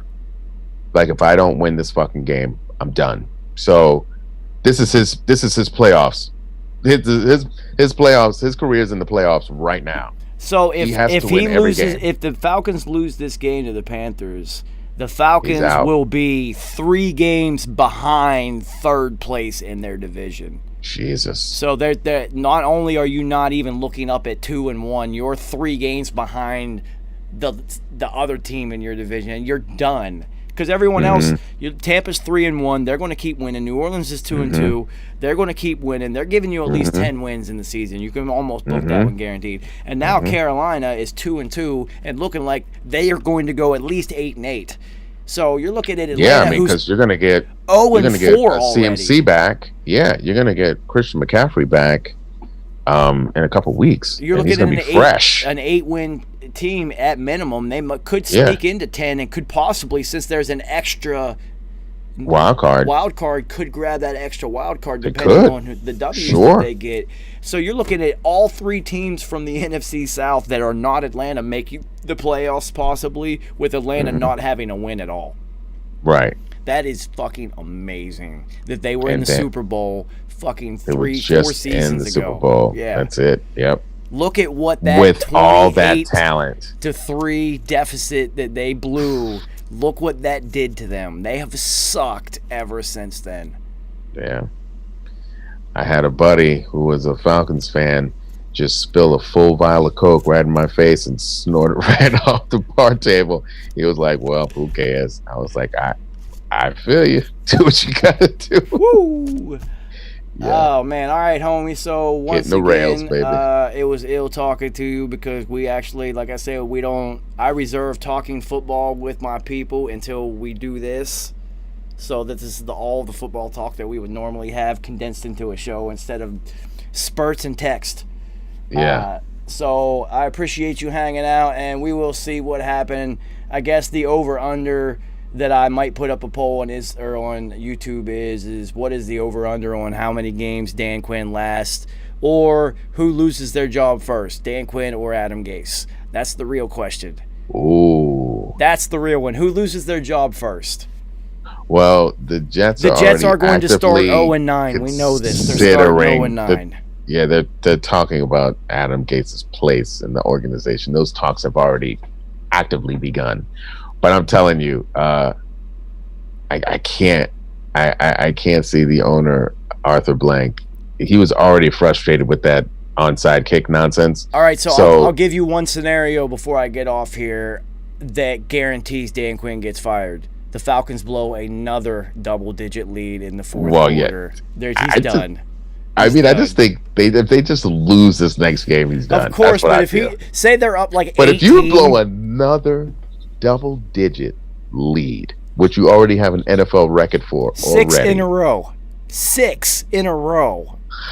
It's like when Matt Schaub kept throwing pick sixes every single game, and the fans showed up to his crib and was like, do that shit again. Yo, son, he had like 7 games in a row that he threw a pick 6. He had more pick 6s than he had touchdown passes in that span. A fan showed up to his house. Dude, that shit was amazing. It was like You see, it's like things like that you have to just enjoy. You want to see it continue. I want to see the Falcons continue to blow double-digit leads. That's incredible to me. And I actually want to see the Jets go 0-16, not because I hate the Jets, because this year, this 0-16 feels different. This one is fun. But listen, I was just saying this. There could be multiple teams that go 0-16 this year. Yeah, but like multiple. All right, so remember when the Browns were the first team to go 0-16, and you were just like, wow. No, it was the Lions. No, it was the Lions. The Lions were first. Calvin Johnson was on that team. Yeah, and you're just like, wow, this is really sad. Like, how is it possible? Dan Orlovsky's running out of the back of the end zone and shit. That was terrible. And then, like, when the Browns did it, you kind of just were like, wow, it's the Browns. Like, yeah, they look really bad. This year's different, dude. The Jets, I kind of actually want to see it happen. Like, when they throw, when Sam Darnold throws, like, a pick six, I'm, like, happy for him. It's just like, you guys are going to do this. Yeah. It's the only thing they've got to accomplish this year is be the worst team that the NFL has ever seen. Yeah, because they're fucking... Yeah, dude. Their roster is... I can't see a scenario where I pick them to win at all this season. Only because they play the Dolphins in back-to-back games, and they might get because one the of them. Dolphins in the back-to-back. But even then... That roster's so fucking terrible. Yeah, dude, I want to look up the roster before I get... It's so bad. When Jamison Crowder's your best offensive weapon, you have a terrible roster. I'm sorry. Yeah, I was looking at it the other day, making fun of Nice. Let's go to depth chart instead of roster. That's even funnier. Frank Gore is the number one back. At 37, 38 years old. Yeah, because Le'Veon's on IR. Big surprise. Even though he wasn't doing shit either. Yeah, so, Brashard Perryman's supposedly back this week, but does that even mean anything? Who's always hurt. Yeah, does that even mean anything? He's going to split a toenail and be out for the next 10 weeks. So this is their starting wide receivers. Brashard Perryman, Jamison Crowder, and Chris Hogan. That sucks. Is terrible. That is just the worst. Here are their backup wide receivers. Jeff Smith, Braxton Berrios, and Josh Malone. I don't know who any of those people are. Well, Braxton I know Berrios, we've heard Berrios his name before. He's a breakfast cereal, and he went to Miami. Mom, I want my Braxton Berrios. I want my Braxton Berrios. Yeah, he's a cereal. But yeah, he got busy at University of Miami, but he played on some sucky teams for Miami, and he's made it to the league. So it's fitting that he's on the Jets. Yo, they got a dude that plays guard named Greg Van Rotten. I love this guy. What a name, Greg Van Rotten. Yo, Eddie Van Halen died today. Oh, I heard about Eddie. Yeah, 2020 takes another victim, man. Man, fucking 2020. Yo, so if I name all the starters on defense, I want you to tell me yes or no if you've ever heard of any of these people. Okay. This is going to be fun. Well, hold on. Before we do this, 11 players. Actually, I'm going to go through their... Oh my God. I'm going to go through their ones and twos. That's 22 players. What's the over-under? How many of them do you think you have heard of? I mean, I'm pretty good with players. That's what I'm saying. But these Jets are pretty bad. They are pretty bad. I'm going to say I'm at least know 8 players. All right, Henry Anderson. At least. Nope. There's Steve McClendon. Yes. Quentin Williams, you know that one. Yes, Alabama. Yep. All right, Terrell Basham. Nope. Neville Hewitt. No. Avery Williamson. Yes, he used to play for the Titans. All so right, that's 3. Jordan Jenkins. Nope. Yeah, Pierre Desir. I only know him because he got cooked last week. Yeah, he did. But he also had a pick 6. He had 2 picks, but he also gave up like a $180. It was weird. Yeah. No, yeah, I've known about him. Before then, I would never have heard it. I would never have heard of this guy. Marcus May. Yes, I do know Marcus May. Bradley McDougall. Safety? Yeah. Yeah. So 6. Bless Austin. Nope. All right, so now we're going to go into the 2. So you got to get 2 off of these 2. I gotta get 2. I got 6. No. All right. Folorunso Fatakusi. This is exactly, dude. I'm looking at this. Bless you. Like, who the fuck are these people? What? No. Fuck is that? Nathan Shepard. Nope. Let's see. Harvey Lange. Nope. Frankie Louvu. No. That's what I'm saying, dude. Ashton Davis. No. Javelin Geardry. Oh my God, I'd be dying. No, I have no idea. Oh no. John Franklin Myers. Nope. All right, man, we've I'd only be got stuck. Yeah, you're gonna know maybe these two. So Alec Ogletree, you know. So they. Were Oh up yeah, to no, 7. Alec. That's why I saved that one. I was surprised that he ended up there. I saved that one, and then I think you'll probably So know 7. Brian Poole. Oh yeah, I know Brian. Yeah, Poole. Okay, 8. I was right on the nose. Yeah, see, that's why I held those two to the end, because even I knew those two. But the other ones. Yeah. Who the fuck? Frankie Louvu. Who the fuck is that? Folorunso Fadakazi. That sounds like a skin condition. Oh, I have man, no idea what the we fuck gotta that find is. out where this guy is from. He's a D tackle. He went to UConn. Oh, okay. He's got 2 career tackles. Is he Nigerian? He has to be. Yeah. It doesn't say. Oh man, let's go to bio. It just says UConn. He's from Far Rock. Oh shit. He is? Yeah, he's from Oh, Far that's Rock. funny. He's from Far Rock. Folorunso from Far Rock. What up? Wow. I wonder if he went to Far Rockaway. Yo, that's hilarious. It literally That says is Far Rock, funny. New York. I love That's it. funny. That explains how he ended up at UConn, though. Yep, it does. That fully Absolutely. explains this. Hofstra is a question, though. Why didn't Hofstra grab this guy if he's NFL talent? Interesting. Yeah. Yeah. Interesting. They don't get them all. Maybe he's not smart, but UConn's not an easy school to get into, though, so that's weird. That's weird. Yeah, and then he also kind of went to a basketball school for Yes. football. So Maybe, well, he's a D tackle. He's 6'4", 3'9". He didn't have dreams of turning into a power forward. yeah. Yeah. So, I don't know. All right, homie, I'm going to go do some other shit besides talk about football. All right. We will reconvene on the next time. Shout out to everybody if there is anybody listening. I don't really give a fuck. So, like I said, we'll see. We'll see Dan Quinn or Adam Gase, who loses their job first. I say Quinn. Adam Gase because I the say Jets are going Quinn. to start out at 0-9. It's almost guaranteed. Yeah, but then who else? Who else do you want to put that dumpster fire on? Well, that's the thing. Like, Bill O'Brien getting fired. You got Cronell, who's got head coaching experience to be the Band-Aid until you figure this shit out, because this season's a wash anyway. Who cares? Yeah. Who is on the Jet staff to do that up there? No one. Isn't Jason Garrett on the Jet staff, or where did he go? No, he's on the Giants. Oh, staff. yeah. See, you like what I did there? Calling plays. Yeah, I did that on purpose. You like that? Ugh, My homie. disgusting. Until next time. All Go right. Bucks.